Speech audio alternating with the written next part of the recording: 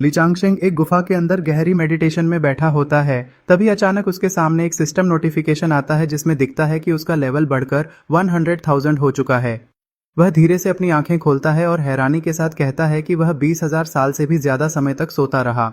वह उठकर अपने पास सोए हुए व्हाइट बीस्ट को देखता है और सोचता है कि पता ही नहीं चला और 1 लाख साल बीत गए। फिर वह अपनी तलवार उठाता है और गुफा से बाहर निकलते हुए अंगड़ाई लेता है। मन ही मन सोचता है कि इतने लंबे समय में बाहर की दुनिया कितनी बदल गई होगी और वह खुद कितना ज्यादा पावरफुल हो चुका है। जैसे ही वह रास्ते पर आगे बढ़ता है तभी पहाड़ से एक विशाल मॉन्स्टर निकलता है जिसका नाम डीजी शुआनजिया बीस्ट है और वह गुस्से में चिल्लाते हुए कहता है कि तुमने मुझे इग्नोर करने की हिम्मत कैसे की, अब मरने के लिए तैयार हो जाओ। इतना कहकर वह अपने बड़े क्लॉ से ली चांगशेंग पर हमला करता है। उसका वार सीधे ली चांगशेंग पर पड़ता है, लेकिन हैरानी की बात यह होती है कि ली चांगशेंग को कुछ भी नहीं होता। उल्टा मॉन्स्टर का खुद का पंजा फट जाता है और वह घायल हो जाता है। मॉन्स्टर पूरी तरह शॉक्ड हो जाता है और सोचता है कि इस इंसान का शरीर आखिर किस चीज से बना है। वहीं ली चांगशेंग कैजुअली सोचता है कि चलते चलते इसने मुझे थप्पड़ क्यों मार दिया। डर के मारे मॉन्स्टर तुरंत कहता है कि यह सब मिसअंडरस्टैंडिंग है, लेकिन ली चांगशेंग सिर्फ एक नजर डालता है और उसी पल वह मॉन्स्टर ब्लास्ट होकर खत्म हो जाता है। ली चांगशेंग थोड़ा परेशान होकर सोचता है कि सिर्फ देखने से ही वह खत्म हो गया, अब तो पूछने का मौका भी नहीं मिला कि उसने हमला क्यों किया था। इसके बाद वह अपनी ताकत को सप्रेस कर लेता है ताकि आम लोगों से इंटरेक्ट कर सके और अपने पुराने सेक्ट चांगशेंग सेक्ट वापस जाने का फैसला करता है। फिर वह एक चाय खाना जैसी जगह पर बैठा होता है जहां एक स्टोरी टेलर लोगों को कहानी सुना रहा होता है कि एक इमॉर्टल ने चांगशेंग सेक्ट बनाया था और 7 अनाथ बच्चों को पालकर उन्हें ग्रेट एम्परर्स बना दिया। आगे वह बताता है कि उन 7 एम्परर्स में से बाकी सभी असेंडेंट हो गए, लेकिन लियू च्वांजी सेक्ट की रक्षा के लिए रुक गया और अब उसकी लाइफ एनर्जी खत्म हो रही है, जिससे सेक्ट भी धीरे धीरे डाउनफॉल की तरफ जा रहा है। यह सुनकर ली चांगशेंग टेबल पर एक कॉइन रखता है और स्टोरी टेलर से कहता है कि वेकिंग वाली बात कहानी से हटा दो। स्टोरी टेलर कहता है कि उसके पास दूसरा वर्जन भी है, लेकिन ली चांगशेंग उसे डिलीट करने को कहता है और वहां से निकल जाता है, सोचते हुए कि झूठी अफवाहें कितनी दूर तक फैल चुकी हैं। इसके बाद वह चांगशेंग सेक्ट के गेट पर पहुंचता है जहां 2 गार्ड सो रहे होते हैं। वह उन्हें जगाकर कहता है कि ड्यूटी के दौरान सोना गलत है। गार्ड्स तुरंत तलवार निकालते हैं और उससे पूछते हैं कि वह कौन है और अंदर कैसे आया। ली चांगशेंग सीधा जवाब देता है कि वह शाओ यांग यानी लियू शुआनजी से मिलने आया है क्योंकि वह मरने वाला है और वह उसके लिए कॉफिन लेकर आया है। यह सुनकर डिसाइपल्स गुस्से में आ जाते हैं और उस पर हमला कर देते हैं। पूरे सेक्टर के डिसाइपल्स मिलकर स्पेल्स और तलवारों से हमला करते हैं, लेकिन ली चांगशेंग के ऑरा के सामने सारे अटैक्स बेअसर हो जाते हैं और सिर्फ धूल उड़ती रह जाती है। वह आराम से सीढ़ियां चढ़ते हुए कहता है कि इनकी मार में कोई ताकत नहीं है। पुराने 7 डिसाइपल्स कम से कम हल्की खुजली तो महसूस करवा देते थे। दूसरी तरफ बूढ़ा लियू शुआनजी आसमान की तरफ देखकर दुख जताता है कि शायद चांगशेंग सेक्ट उसके हाथों खत्म हो जाएगा। तभी उसे दूर से ली चांगशेंग आता हुआ दिखाई देता है और वह सोचता है कि शायद मरने से पहले उसे अपने मास्टर की झलक दिख रही है। मेन कोर्टयार्ड में डिसाइपल्स ली चांगशेंग को घेर लेते हैं और वहां शाओ जुए और लो चिंगशुए भी पहुंच जाते हैं। शाओ जुए तलवार निकालकर पूछता है कि तुम कौन हो और यहाँ क्यों आए हो। तभी अचानक आसमान से तेज रोशनी गिरती है और लियू च्वांजी हवा में प्रकट होता है। वह सभी डिसाइपल्स को आदेश देता है कि तुरंत झुक जाएं और पीछे हट जाएं और बिना अनुमति कोई भी चांगशेंग हॉल में प्रवेश न करे। हॉल के अंदर पहुंचकर लियू च्वांजी सीधे ली चांगशेंग के पैरों में गिर जाता है और रोते हुए कहता है कि मास्टर, आप इतने सालों तक कहाँ थे। ली चांगशेंग शांत अंदाज में कहता है कि वह बस थोड़ा ज्यादा सो गया था। लियू च्वांजी शिकायत करता है कि बाकी सभी चले गए और वह अकेला ही सेक्ट का बोझ उठा रहा है। ली चांगशेंग कहता है कि बाकी 7 डिसाइपल्स ग्रेट एम्परर्स बन गए, लेकिन तुम सबसे पीछे क्यों रह गए। इस पर लियू च्वांजी बताता है कि बाकी सभी इमॉर्टल रेल्म चले गए, लेकिन उसे साथ नहीं ले गए। तब ली चांगशेंग उसे उसकी पुरानी आलस और ऐशो आराम वाली आदतें याद दिलाता है। फिर लियू च्वांजी विनती करता है कि मरने से पहले उसे इमॉर्टल मेडिसिन दे दी जाए। ली चांगशेंग उसे न्यूमिनस टर्टल शेल कॉफिन देता है और कहता है कि इसमें सो जाओ, इससे तुम्हारी सोल और बॉडी रीसेट हो जाएगी और तुम नई जिंदगी शुरू कर सकोगे। लियू च्वांजी तुरंत उस कॉफिन में चला जाता है और जाते जाते शाओ जुए और लो चिंगशुए को ली चांगशेंग के हवाले कर देता है और प्रोटेक्टिव फॉर्मेशन भी हटा देता है। वह खुश होकर कहता है कि मेरा मास्टर वापस आ गया है, अब पूरी दुनिया कांप उठेगी। बाहर शाओ जुए और लो चिंगशुए आपस में बात करते हैं कि यह आदमी आखिर है कौन जिसके सामने एंसेस्टर ने भी कुछ नहीं किया। लो चिंगसुए कहती है कि उसे यह आदमी जाना पहचाना लग रहा है, जबकि शाओजुए उसका मजाक उड़ाता है। लेकिन धीरे धीरे बाकी डिसाइपल्स को भी महसूस होने लगता है कि उन्होंने ली चांगशेंग का चेहरा पहले कहीं जरूर देखा है। शियाओजुए और लुओ छिंगशुए एक बहुत बड़े ग्लोइंग स्टैचू के सामने खड़े होते हैं, जो आसमान में बादलों और तेज रोशनी के बीच चमक रहा होता है। अचानक उस स्टैचू से बहुत तेज सफेद रोशनी निकलती है और कैमरा शियाओजुए की आंखों पर जूम करता है, जिससे उसकी हैरानी साफ दिखाई देती है। उसी समय चांगशेंग सेक्ट के ऊपर लगी प्रोटेक्टिव बैरियर एक जोरदार धमाके के साथ कांच की तरह टूट जाती है और शियाओजुए और लुओ छिंगशुए हवा में उड़ते हुए ऊपर उठ जाते हैं। दोनों सीधे मेन हॉल में पहुंचते हैं, जहां थ्रोन पर एक सफेद बालों वाला एंसेस्ट्रल फाउंडर बैठा होता है। शियाओजुए तुरंत झुककर सम्मान के साथ कहता है कि डिसाइपल शियाओजुए एंसेस्ट्रल फाउंडर को प्रणाम करता है और लुओ छिंगशुए भी झुककर वही सम्मान दिखाती है। उनके साथ बाकी सारे एल्डर्स और डिसाइपल्स भी एक साथ झुक जाते हैं।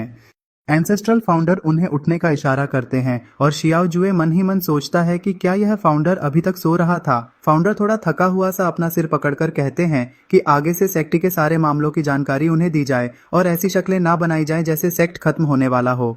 फिर वह पूछते हैं कि अभी ग्रेट एल्डर कौन है, तो शेन चिंगचंग आगे आकर बताता है कि वही सारे मामलों को संभाल रहा है। फाउंडर कहता है कि काम वैसे ही चलता रहे और जो समस्याएं हल ना हो उन्हें उसके पास लाया जाए। इसके बाद वह शियाओजुए और लुओ छिंगशुए को अपने साथ कल्टीवेशन करने के लिए कहता है। वह यह भी कहता है कि आगे से उसे फाउंडर की जगह मेंशु यानी सेक्ट मास्टर कहा जाए, क्योंकि फाउंडर कहना किसी पुराने मॉन्स्टर जैसा लगता है। इसके बाद शियाओजुए और लुओ छिंगशुए सेक्ट की हालत बताते हैं कि शेन चिंगचांग के अलावा कोई बड़ा एल्डर नहीं बचा है और स्पिरिट वेन्स और हर्ब गार्डन पूरी तरह सूख चुके हैं। फाउंडर दोनों की उम्र और कल्टीवेशन के बारे में पूछता है तो शियाओजुए बताता है कि उसकी उम्र लगभग 150 साल है और लुओ छिंगशुए की 142 साल और दोनों सुप्रीम रेल्म पर हैं। यह सुनकर फाउंडर अपने पुराने 7 डिसाइपल्स की छोड़ी हुई टेक्निक्स का जिक्र करता है, लेकिन लुओ छिंगशुए बताती है कि उन टेक्निक्स को समझना बहुत मुश्किल है। इस पर फाउंडर कहता है कि जब टेक्निक्स मौजूद हैं तो सिर्फ रिसोर्सेज की कमी है और रिसोर्सेज जल्द ही खुद उनके पास आएंगे। तभी अचानक आसमान में काले बादल छा जाते हैं, लाल रोशनी की किरणें गिरती हैं और आवाज आती है कि फेंटियनमेन की होली मेडन फेन यनरन आ गई है। शियाओजुए परेशान हो जाता है कि वह इस समय क्यों आई है, लेकिन फाउंडर मुस्कुराते हुए कहता है कि लगता है कोई गिफ्ट देने आया है। थोड़ी ही देर में फेन यनरन अपने एल्डर्स के साथ आती है और मजाक उड़ाते हुए कहती है कि चांगशेंग सेक्ट की बैरियर भी खत्म हो गई है और स्वांजी के मरने के बाद अब उनके पास कोई क्वाजी एम्परर भी नहीं बचा। वह हॉल के अंदर आती है और शेन चिंगचांग उससे पूछता है कि उसके आने का मकसद क्या है, तो वह बिना घुमाए सीधे कहती है कि वह शादी तोड़ने आई है। यह सुनकर शियाओजुए गुस्से में बताता है कि 2 साल पहले अलायंस के लिए उनके पेट्रियार्क ने क्वाजी एम्परर वेपन बिट्रोथल गिफ्ट के रूप में दिया था और अब जैसे ही पेट्रियार्क की लाइफ खत्म हुई यह लोग रिश्ता तोड़ने आ गए। वह कहता है कि यह पूरे ज्यूजो कॉन्टिनेंट में बहुत बड़ी बेइज्जती है। इसी दौरान फेन यनरन की नज़र थ्रोन पर बैठे एंसेस्ट्रल फाउंडर पर पड़ती है और वह उसकी खूबसूरती देखकर हैरान रह जाती है। सोचती है कि यह मेंशु की जगह पर बैठा हुआ आदमी आखिर है कौन। तभी फाउंडर आराम से कहता है कि अगर शादी तोड़नी है तो तोड़ दो, लेकिन क्वाजी एम्परर वेपन वापस करो। यह सुनकर फेंटियनमेन की एक बुजुर्ग फीमेल एल्डर आगे आती है और कहती है कि जो चीज दी जाती है उसे वापस मांगना लोगों को हंसी का मौका देगा, इसलिए वह गिफ्ट वापस नहीं करेंगे। इस पर फाउंडर शांत लेकिन ठंडे अंदाज में कहता है कि शादी भी तोड़नी है और गिफ्ट भी वापस नहीं करना, यह तो सीधा धोखा है।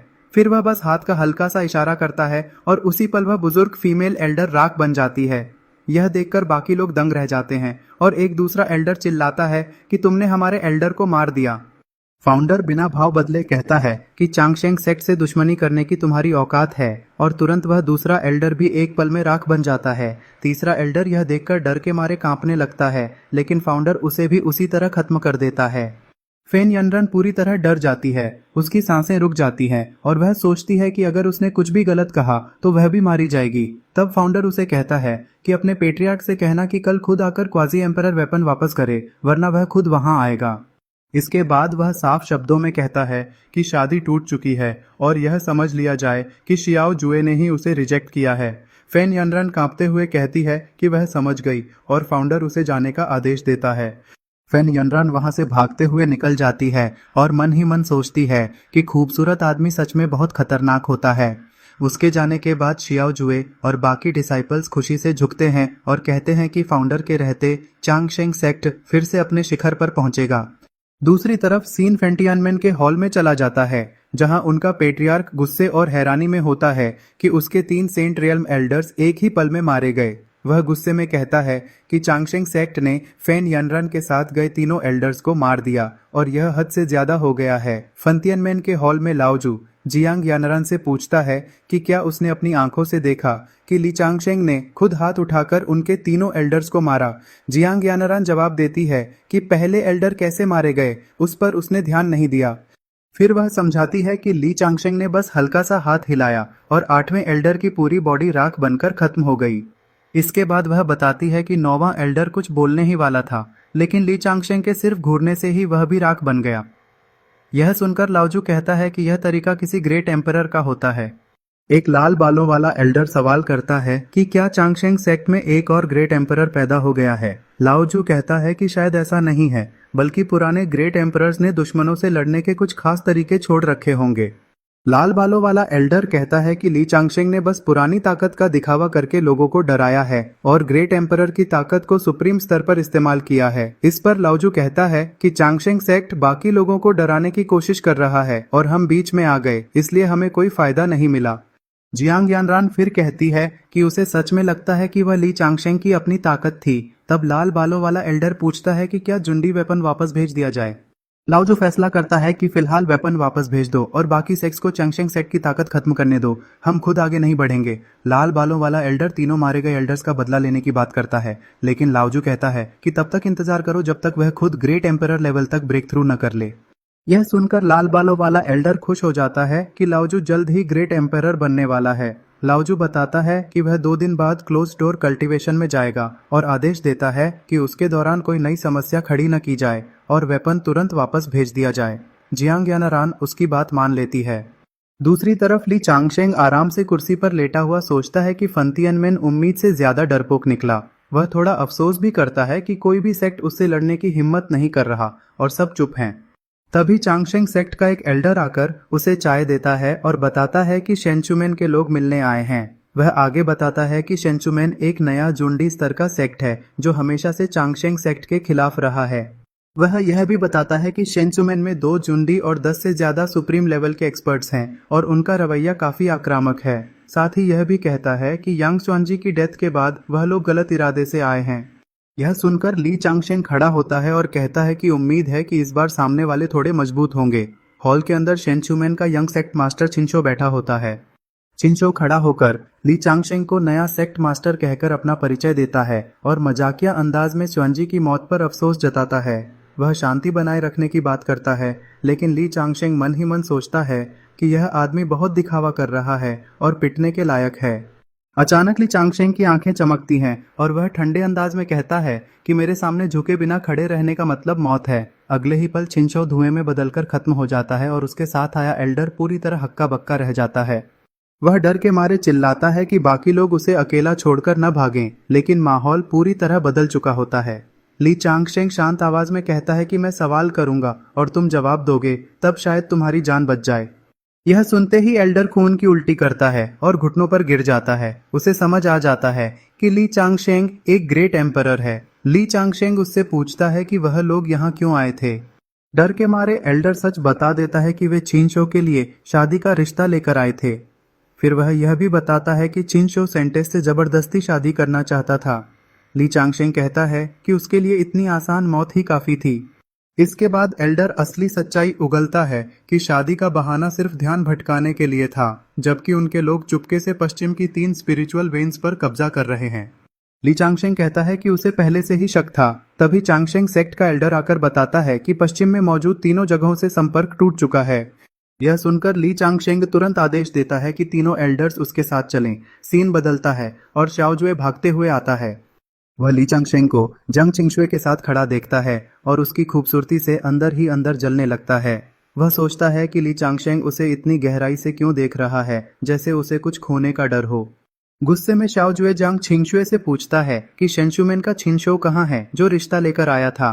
वह कहता है कि अगर उसने जबरदस्ती की तो वह उसे बर्बाद कर देगा।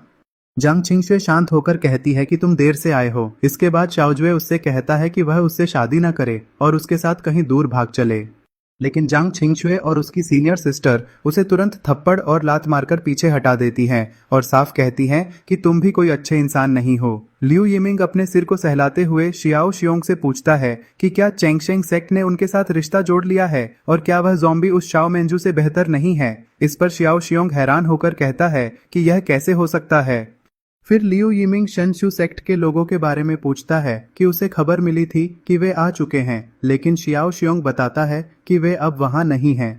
इसके बाद लिू यिमिंग चंगशेंग सेक्ट के ग्रेट एल्डर शेन को झुककर सम्मान देता है और कहता है कि लियूयुन सेक्ट यांग सुएंजी एंसेस्टर के एहसान कभी नहीं भूलेगी और चांगशेंग सेक्ट के साथ मिलकर लड़ेगी, जिस पर एल्डर शेन उसका धन्यवाद करता है। लिू यिमिंग पास खड़े सफेद कपड़ों वाले व्यक्ति को देखता है और कंफ्यूज हो जाता है। तब शियाओ शियोंग बताता है कि यही उनके चांगशेंग सेक्ट के सेक्ट मास्टर हैं। लिू यिमिंग तुरंत झुककर अपना परिचय देता है और मन ही मन सोचता है कि यह आदमी कौन है। वह पहले भी कई बार यहाँ आ चुका है, लेकिन इस नए सेक्ट मास्टर को कभी नहीं देखा। सेक्ट मास्टर उसकी ग्रीटिंग स्वीकार करता है और फिर ग्रेट एल्डर शेन से पूछता है कि लिंगमाई का टेलीपोर्टेशन फॉर्मेशन अभी काम कर रहा है या नहीं। ग्रेट एल्डर शेन बताता है कि उसने अपनी डिवाइन सेंस से जांच की है और टेलीपोर्टेशन फॉर्मेशन को नष्ट कर दिया गया है। सेक्ट मास्टर तुरंत मैप मंगवाता है ताकि तीनों लिंगमाई की लोकेशन देख सके। लिू यिमिंग पूछता है कि वे लोग कहां जाने वाले हैं। तब शियाओ शियोंग बताता है कि उनकी 3 नई लिंगमाई पर शेंशु सेक्ट ने कब्जा कर लिया है। लिू यिमिंग हैरानी से पूछता है कि क्या सिर्फ 4 लोग ही जाएंगे और क्या वह और लोगों को बुला ले, लेकिन सेक्ट मास्टर साफ मना कर देता है। लिू यिमिंग कहता है कि उसकी कल्टीवेशन भी सुप्रीम स्तर की है और वह मदद कर सकता है। तब सेक्ट मास्टर उसे साथ आने की अनुमति दे देता है। लिू यिमिंग बताता है कि उसके पास एंसेस्टर द्वारा दी गई एक बहुत तेज फ्लाइंग शिप है, लेकिन इससे पहले कि वह कुछ और कहे, सेक्ट मास्टर बिना किसी साधन के सबको सीधे डेस्टिनेशन पर टेलीपोर्ट कर देता है। लिू यिमिंग घबरा जाता है और शियाओ शियोंग से पूछता है कि अभी क्या हुआ। तब शियाओ शियोंग उसे कहता है कि कुछ मत बोलो, बस देखते रहो। ग्रेट एल्डर शेन बताता है कि यहाँ शेंशु सेक्ट के लोग मौजूद हैं और एक सुप्रीम स्टेज का प्रोटेक्टर भी है, लेकिन चांगशेंग सेक्ट के डिसाइपल्स और माइनर्स बिना किसी लड़ाई के निशान के गायब हैं। यह सुनते ही सेक्ट मास्टर बिना देर किए शेंशु सेक्ट के एक एल्डर को हवा में गले से पकड़ लेता है, जिसे देखकर लिू यिमिंग पूरी तरह शॉक्ड हो जाता है। सेक्ट मास्टर उससे पूछता है कि उनके चांगशेंग सेक्ट के लोग कहाँ हैं और क्या उन्हें मार दिया गया, लेकिन एनिमी एल्डर डर के मारे कहता है कि नहीं। जैसे ही वह आगे कुछ बताने की कोशिश करता है, उसके शरीर पर लगी स्पिरिचुअल रिस्ट्रिक्शन एक्टिवेट हो जाती है और वह काले धुएं में बदलकर गायब हो जाता है। सेक्ट मास्टर बताता है कि उस पर रिस्ट्रिक्शन लगी थी ताकि कोई राज बाहर न आए और फिर कहता है कि अब अगली लिंगमाई स्ट्रॉन्गहोल्ड पर चलते हैं। अगली जगह पहुंचकर सेक्ट मास्टर दूसरे एल्डर को पकड़ता है, लेकिन वह भी उसी रिस्ट्रिक्शन की वजह से फट जाता है। इससे सेक्ट मास्टर थोड़ा अनॉयड हो जाता है और कहता है कि अब सीधे उनके सेक्ट चलते हैं। लिू यिमिंग घबराकर कहता है कि इतनी जल्दी, क्या थोड़ी तैयारी नहीं करनी चाहिए या एंसेस्टर को बुलाना चाहिए, लेकिन सेक्ट मास्टर साफ मना कर देता है। सभी लोग क्लाउड्स के ऊपर शेंशु सेक्ट के सामने पहुंच जाते हैं। लिू यिमिंग मन में सोचता है कि सिर्फ 5 लोग पूरे सेक्ट पर हमला करने आए हैं। यह बहुत ज्यादा रिस्की है और वह जरूरत पड़ने पर यहाँ से भागने का सोचता है। वह शियाओ शियोंग से कहता है कि अपने सेक्ट मास्टर को समझाओ कि अकेले कॉम्बैट पावर पर इतना भरोसा क्यों कर रहे हैं, लेकिन शियाओ शियोंग कहता है कि चुपचाप देखो और सीखो, यह हमारे फाउंडर हैं और हमें इन पर पूरा भरोसा है। लिू यिमिंग सोचता है कि सेक्ट मास्टर बेवकूफ तो नहीं लगता, लेकिन अगर हालात बिगड़े तो वह अपना टोकन इस्तेमाल करके अपने एंसेस्टर को बुला लेगा। इसी बीच सेक्ट मास्टर सोचता है कि चांगशेंग सेक्ट के डिसाइपल्स और एल्डर्स बिना किसी निशान के कहां गायब हो गए। लिू यिमिंग उसे बताता है कि शेंशु सेक्ट के चारों तरफ 6 लेयर्स की अरे फॉर्मेशंस हैं, जिनमें 3 अंदर और 3 बाहर हैं और हर लेयर अंदर की तरफ ज्यादा मजबूत होती जाती है। वह यह भी बताता है कि यह एक एम्परर लेवल अरे है जो एम्परर स्टेज के अटैक को भी कुछ समय तक रोक सकती है, और पूछता है कि क्या सेक्ट मास्टर के पास इसे तोड़ने का कोई वेपन है। सेक्ट मास्टर शांत होकर कहता है कि वेपन तैयार है, और जब लिू यिमिंग पूछता है कि कहाँ है, तो वह अपना हाथ आगे बढ़ाकर दिखाता है। अगले ही पल सेक्ट मास्टर सिर्फ एक हाथ के इशारे से पूरी अरे बैरियर को तोड़ देता है। यह देखकर लिू यिमिंग पूरी तरह हैरान रह जाता है और कहता है कि यह तो कागज के जैसे कमजोर निकले, जबकि शियाओ शियोंग कहता है कि शायद उनके सेक्ट मास्टर जरूरत से ज्यादा ताकतवर हैं। अंदर से शोर की आवाजें आने लगती हैं कि कौन घुस आया है, और शेंशु सेक्ट के फाइटर्स हवा में आ जाते हैं। ग्रेट एल्डर शेन इस तरह के स्वागत को देखकर टिप्पणी करता है। लिू यिमिंग मन में सोचता है कि वह तो बड़ी लड़ाई के लिए तैयार था, लेकिन लगता है उसकी कोई जरूरत ही नहीं पड़ेगी। जैसे ही शेंशु सेक्ट के डिसाइपल्स सामने आते हैं, सेक्ट मास्टर की ऑरा के प्रभाव से वे बिना छुए ही एक एक करके हवा में फटने लगते हैं।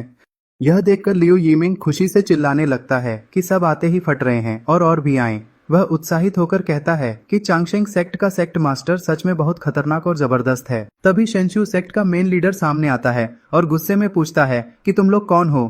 सेक्ट मास्टर उसे ध्यान से देखता है और महसूस करता है कि उसके हथियार और कपड़े बाकी लोगों से अलग और खास हैं। ली चांगशेंग अपने सामने खड़े दुश्मन से शांत लेकिन खतरनाक लहजे में कहता है कि अगर वह उसके सवाल का सही जवाब दे देगा तो वह उसकी जान बख्श देगा।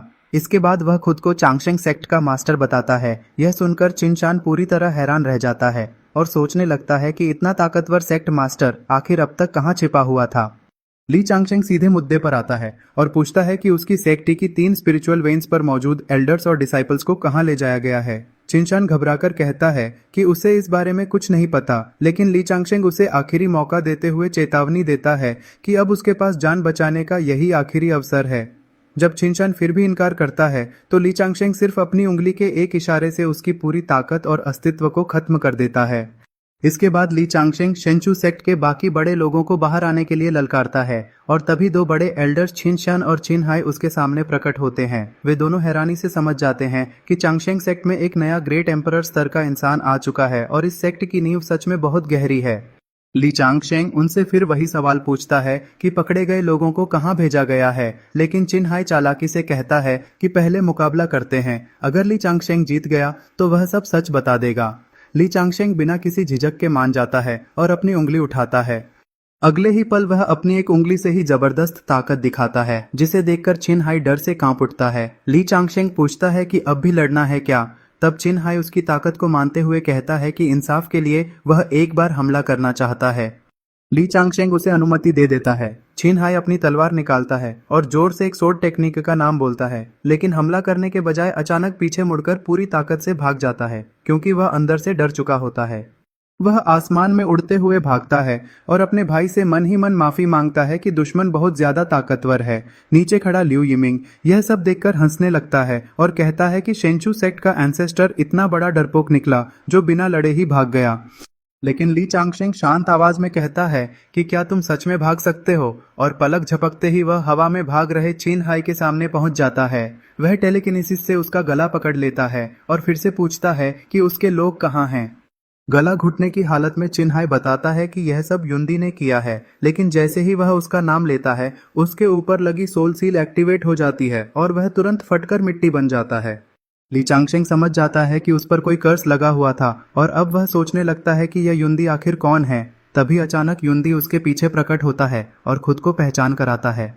वह अपने हेवन टियर बैकस्टैब स्किल से ली चांगशेंग की पीठ पर पूरी ताकत से हमला करता है, लेकिन ली चांगशेंग को बस हल्की सी खुजली महसूस होती है, जबकि उल्टा युंदी खुद ही उस इम्पैक्ट से खून की उल्टी करता है और गायब हो जाता है।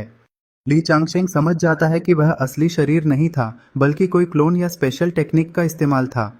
दूसरी तरफ एक जहरीले पूल वाली गुफा में युंदी गुस्से में बाहर आता है और चिल्लाता है कि इतना मजबूत इंसान कैसे हो सकता है कि उस पर हमला करने से उसकी अपनी एक जान चली गई। वह समझ जाता है कि ली चांगशेंग बहुत खतरनाक है और तुरंत हाई प्रीस्ट को इसकी खबर देनी होगी। उधर शेंचू सेक्ट के खंडहरों के बाहर लिu यिमिंग अपने साथी से गर्व के साथ कहता है कि भले ही बड़े दुश्मनों को सेक्ट मास्टर ने खत्म किया हो, लेकिन उन्होंने भी छोटे सैनिकों को खत्म करने में हिस्सा लिया है।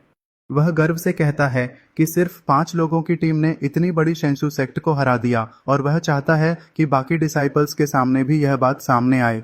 उसका साथी पहले कहता है कि असली काम तो सेक्ट मास्टर ने किया है, लेकिन बाद में मान लेता है कि उनका भी योगदान था।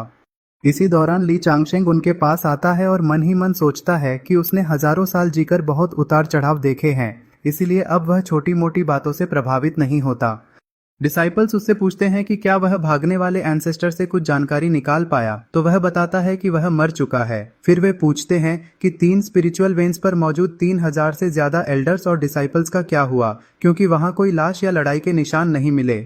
ली चांगशेंग बताता है कि वह एंसेस्टर सोल सील फटने से मर गया और मरने से पहले सिर्फ 4 शब्द बोल पाया, युंदी दारेन। वह सभी से पूछता है कि क्या जिउजोउ कॉन्टिनेंट में युंदी नाम का कोई इंसान है, लेकिन कोई भी इस नाम को नहीं पहचानता। तब ली चांगशेंग अंदाजा लगाता है कि यही युंदी असली मास्टरमाइंड है जो शेंचू सेक्ट के पीछे छुपा हुआ है। अंत में वह यह भी समझता है कि चिनशान और चिनहाई की ताकत सामान्य कल्टीवेशन से नहीं आई थी, बल्कि किसी सैक्रिफिशियल टेक्निक से मिली थी जिसमें बलिदान और जीवन की कीमत चुकानी पड़ती है। चांगशेंगमेन के मेंजू खंडहर के सामने खड़े होकर गहरी सोच में डूबे होते हैं और मन ही मन यह सोचते हैं कि 3000 लोगों की कुर्बानी देकर उनका की ब्लड हासिल किया गया है। इसके बाद वह एक एल्डर को आदेश देते हैं कि शेंसुमेन के आउटर टेरिटरीज और स्पिरिचुअल मेडिसिन गार्डन्स पर कब्जा कर लिया जाए। एल्डर एक पत्थर पर मैप खोलकर उनके 10 अहम इलाकों को ध्यान से चेक करता है। मेंजू चलते हुए कहते हैं कि उन्होंने शेंचुमेन के लगभग सभी इलाकों को ढूंढ लिया है, लेकिन अभी तक उन्हें अपने चांगशेंगमेन के डिसाइपल्स को कैद करके रखने की जगह का कोई सुराग नहीं मिला। वह फैसला करते हैं कि यहाँ ज्यादा देर रुकना ठीक नहीं है, इसलिए पहले चांगशेंगमेन वापस लौटना चाहिए ताकि पीछे से कोई हमला न कर सके। वापस आने के बाद मेंजू सोचते हैं कि पूरे इलाके की सुरक्षा के लिए उन्हें पिल्स और टैलिस्मन्स बनाकर अपने सेक्ट की ताकत बढ़ानी होगी। वह एक जड़ी बूटी का पत्ता हाथ में लेकर कहते हैं कि अब तक का उनका बेसिक नॉलेज ऑफ एल्केमी और टैलिस्मन क्रिएशन काम आएगा। वह टैलिस्मन के खास मटेरियल्स को जांचते हैं और बताते हैं कि अगर इन पर थंडर, फायर या स्पीड जैसे इफेक्ट्स लिखे जाएं तो बहुत पावरफुल टैलिस्मन्स तैयार होते हैं। एल्डर के सामने वह हैरान होते हैं कि बाकी एल्केमिस्ट्स को पिल्स और टैलिस्मन्स बनाने में इतना समय क्यों लगता है। इसके बाद मेंजू एल्डर को आदेश देते हैं कि सभी मेडिसिनल हर्ब्स और बीस्ट स्किन्स को बैक माउंटेन में शिफ्ट कर दिया जाए और एल्डर तुरंत मान जाता है। फिर मेंजू बाहर बैठकर एल्डर को पिल रेसिपीज और टैलिस्मैन ब्लूप्रिंट्स का एक बंडल देते हैं ताकि उन्हें अलग अलग कैटेगरीज में ऑर्गेनाइज किया जा सके। सीन अचानक ल्यूयुन सेक्ट में शिफ्ट होता है, जहां लिu यिमिंग अपने पिता लिu चेनफेंग से कहता है कि वह ल्यूयुन सेक्ट छोड़कर चांगशेंगमेन ज्वाइन करने जा रहा है। यह सुनकर लिu चेनफेंग गुस्से में चिल्लाता है कि वह फ्यूचर हेयर होते हुए भी चांगशेंगमेन की लुओ चिंगसुए के पीछे अपना सेक्ट छोड़ रहा है। लेकिन लिu यिमिंग समझाता है कि चांगशेंगमेन ज्वाइन करना ही असली फायदा है, क्योंकि उनका मेंजू बहुत ज्यादा ताकतवर है। वह एक्साइटेड होकर बताता है कि शेंचुमेन में मेंजू ने सिर्फ एक नजर और एक उंगली के इशारे से एल्डर्स और चिन्हाई लाओजू को राख बना दिया था। वह उंगली चटकाते हुए कहता है कि वह यह सब पावरफुल स्किल्स सीखने जा रहा है और सीखकर जरूर वापस आएगा। लिu चेनफेंग गुस्से में उंगली उठाकर कहता है कि वह जानता है कि लिu यिमिंग सिर्फ कल्टीवेशन के लिए नहीं जा रहा। लिu यिमिंग जिद पर अड़ा रहता है और कहता है कि जब तक उसे मारा नहीं जाएगा वह चांगशेंगमेन जरूर जाएगा, जिस पर लिu चेनफेंग गुस्से में हाथ उठाता है, लेकिन फिर उसे नीचे कर देता है और कहता है कि वह चला जाए और वापस न आए ताकि वह शांति से जी सके। यह सुनकर लिu यिमिंग खुश हो जाता है, अपने पिता को झुककर धन्यवाद देता है और कहता है कि वह सफल होकर एल्डर्स को दिखाएगा। लिu चेनफेंग गुस्से में चिल्लाता है कि निकल जाओ और लिu यिमिंग तुरंत वहां से भाग जाता है, जबकि उसका पिता उसे रिबेलियस बेटा कहकर आह भरता है। इसके बाद लिu चेनफेंग ओल्ड एंसेस्टर लिu शोजुओ के पास जाता है, जो बताते हैं कि उन्होंने खुद देखा है कि शेंचुमेन पूरी तरह तबाह हो चुका है। लिu चेनफेंग हैरान रह जाता है कि उसके बेटे की बात सच थी और लिu शोजुओ यह भी बताते हैं कि अब शेंचुमेन पूरी तरह खाली और वीरान हो गया है। लिu चेनफेंग समझता है कि चांगशेंगमेन में जरूर कोई ग्रेट एम्परर लेवल का मास्टर है, इसलिए एंसेस्टर ने लिu यिमिंग को जाने दिया। लेकिन लिu शोजुओ उसे रोकते हुए बताते हैं कि 20,000 साल पहले चांगशेंगमेन को लोग चांगशेंग शेनमेन यानी इमॉर्टल सेक्ट कहा करते थे। वापस चांगशेंगमेन में मेंजू आराम से बैठकर चाय पी रहे होते हैं और सोचते हैं कि वह अपने सभी डिसाइपल्स और एल्डर्स का बराबर ध्यान रखते हैं। बाहर डिसाइपल्स हर्ब्स तैयार कर रहे होते हैं और मेंजू सबके लिए अटैक, डिफेंस और स्पीड वाले टैलिस्मैन्स की योजना बनाते हैं। एक मेल डिसाइपल आकर रिपोर्ट करता है कि पिल्स और टैलिस्मैन्स के लिए सभी हर्ब्स, बीस्ट स्किन्स और ट्री बार्क्स चुन लिए गए हैं। वह उत्साह से इंतजार करता है कि मेंजू कब एल्केमी शुरू करेंगे, जबकि मेंजू आराम से कुर्सी पर बैठकर सिर हिलाते हैं। तभी लिu यिमिंग खुशी से भागता हुआ आता है और सीनियर ब्रदर लुओ चिंगसुए और मेंजू को नमस्कार करके बताता है कि वह वापस आ गया है। सीनियर ब्रदर गुस्से में कहता है कि लुओ चिंगसुए के मना करने के बाद भी लिu यिमिंग कितना जिद्दी है कि फिर से लौट आया। लिu यिमिंग सीधे मेंजू से कहता है कि वह इस बार एक जरूरी काम से आया है और चांगशेंगमेन ज्वाइन करना चाहता है। मेंजू उससे पूछते हैं कि क्या वह ल्यूयुन सेक्ट का यंग मास्टर नहीं है तो यहाँ क्यों आना चाहता है। इस पर लिu यिमिंग कहता है कि उसने ल्यूयुन सेक्ट छोड़ दिया है और अब वह आजाद है, इसलिए उसे स्वीकार किया जाए। सीनियर ब्रदर पूछता है कि क्या उसके पिता ने उसे मारा नहीं, तो वह जवाब देता है कि उसने अपने पिता से संबंध तोड़ लिया है। मेंजू हल्की हंसी के साथ कहते हैं कि वह शेंचुमेन में उनकी ताकत देखकर उनकी शरण में आना चाहता है।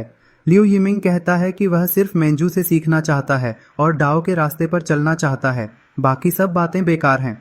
इसके बाद लिu यिमिंग ल्यूयुन सेक्ट के ट्रेजरी से लाए गए स्पिरिट स्टोन्स और पिल्स को गिफ्ट के रूप में पेश करता है। उसकी लगन देखकर मेंजू उसे रहने की अनुमति दे देते हैं और लिu यिमिंग खुशी से चांगशेंगमेन के लिए अपनी जान देने का वादा करता है। सीनियर ब्रदर मजाक में कहता है कि अब उसे सीनियर ब्रदर कहना पड़ेगा। फिर लियू यिमिंग वहां रखी जड़ी बूटियों के बारे में पूछता है तो सीनियर ब्रदर बताता है कि मेंजू खुद पिल्स बनाएंगे। यह सुनकर लियू यिमिंग सुझाव देता है कि चिंगजो एल्केमिस्ट एसोसिएशन से एल्केमिस्ट को बुला लिया जाए, लेकिन मेंजू आराम से चाय की चुस्की लेते हुए कहते हैं कि पिल्स बनाना तो चाय बनाने जितना आसान है और इसके लिए ज्यादा शोर मचाने की जरूरत नहीं है। गुयांग शांत अंदाज में कहता है कि ये पिल्स फिलहाल सेक्टी के सेंट रेल मेंबर्स के लिए काफी हैं और उसके बाद वह बिना किसी फर्नेस के सीधे अपने हाथों से मेडिसिनल हर्ब्स को रिफाइन करके चमकती हुई गोल्डन पिल्स बना देता है। इन पिल्स से निकलने वाली तेज रोशनी देखकर शियाओ जुए, लियू यिमिंग और नीले बालों वाली डिसाइपल अपनी आंखें ढक लेते हैं।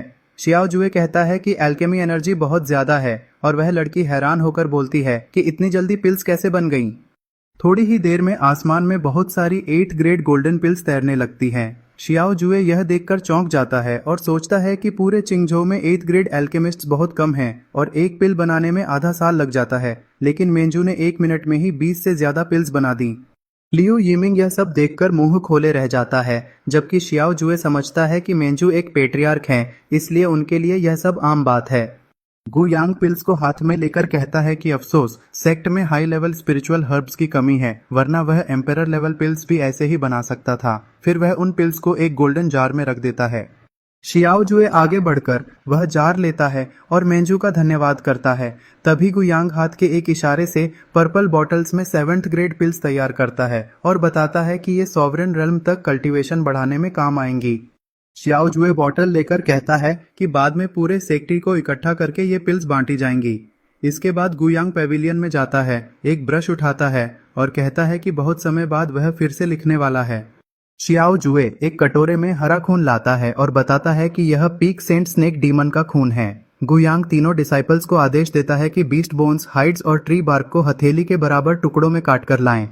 सभी डिसाइपल्स वह सामान तैयार करके ले आते हैं। गुयांग मन ही मन सोचता है कि इतने लंबे समय तक सोने के बाद भी उसे इन छोटे छोटे कामों की चिंता करनी पड़ रही है और उसके पुराने 60 डिसाइपल्स कैसे असेंड हो गए।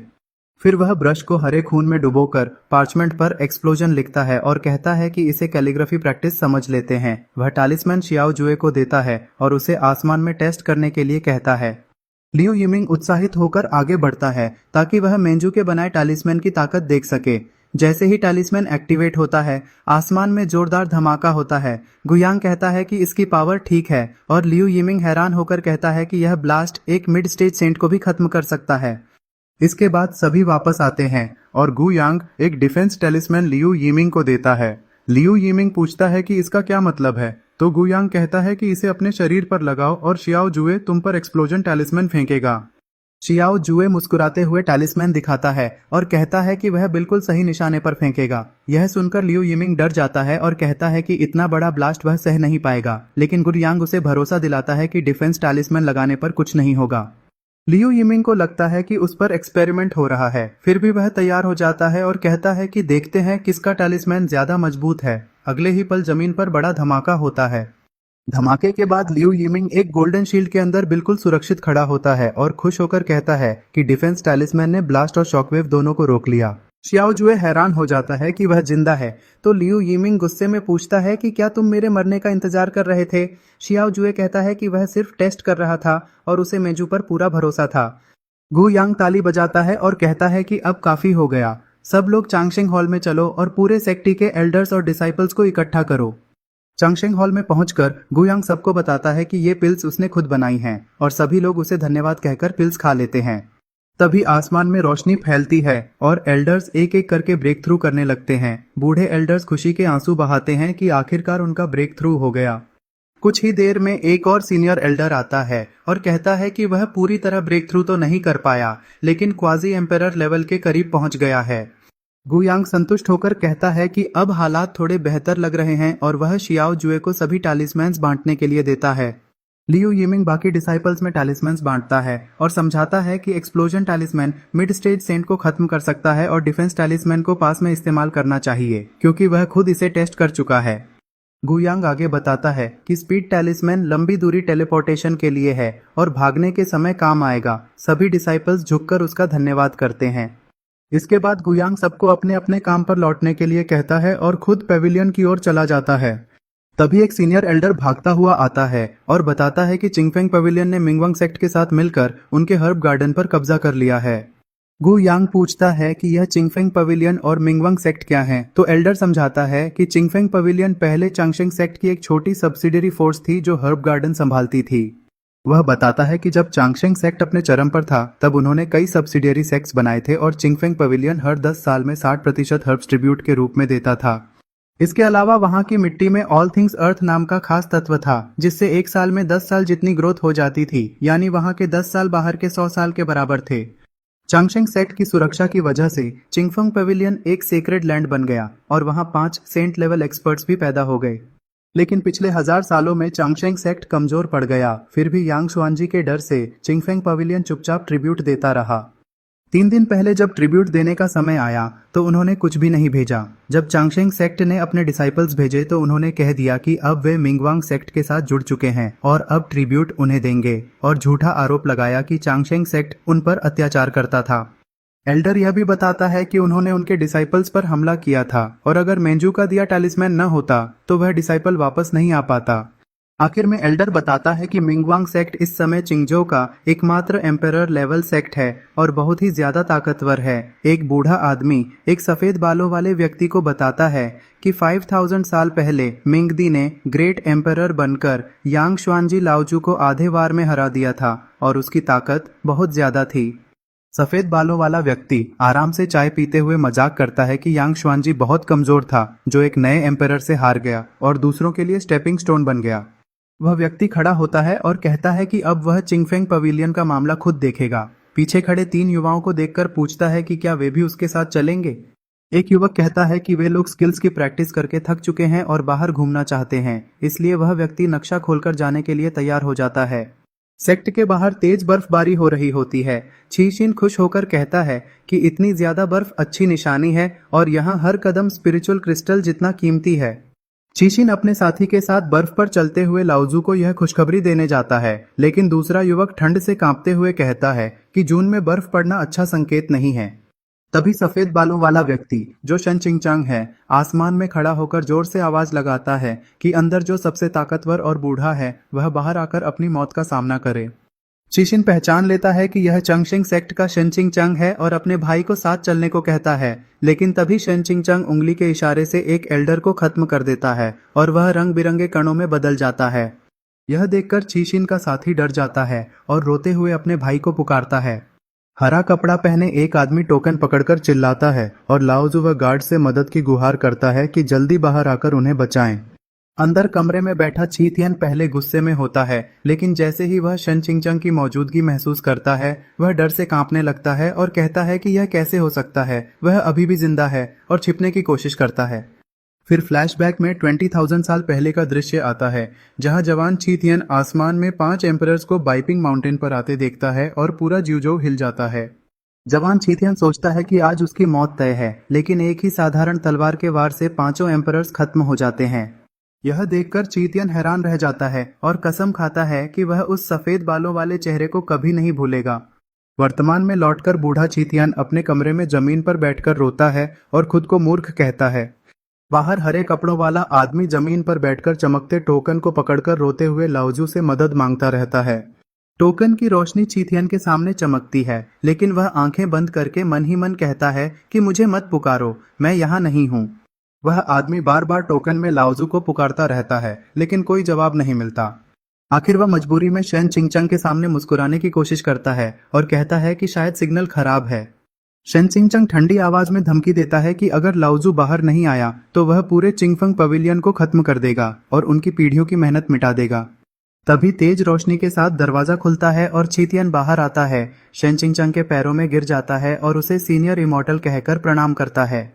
यह देखकर हरे कपड़ों वाला आदमी हैरान रह जाता है कि लाओजू लड़ने के बजाय झुक क्यों गया। शन चिंगचांग उससे पूछता है कि क्या वह उसे पहचानता है, तो चीथियन कहता है कि उसने उसे पहले दूर से देखा था। शन चिंगचांग बताता है कि चिंगफेंग पवेलियन का विकास चांगशेंग सेक्ट की वजह से ही हुआ था।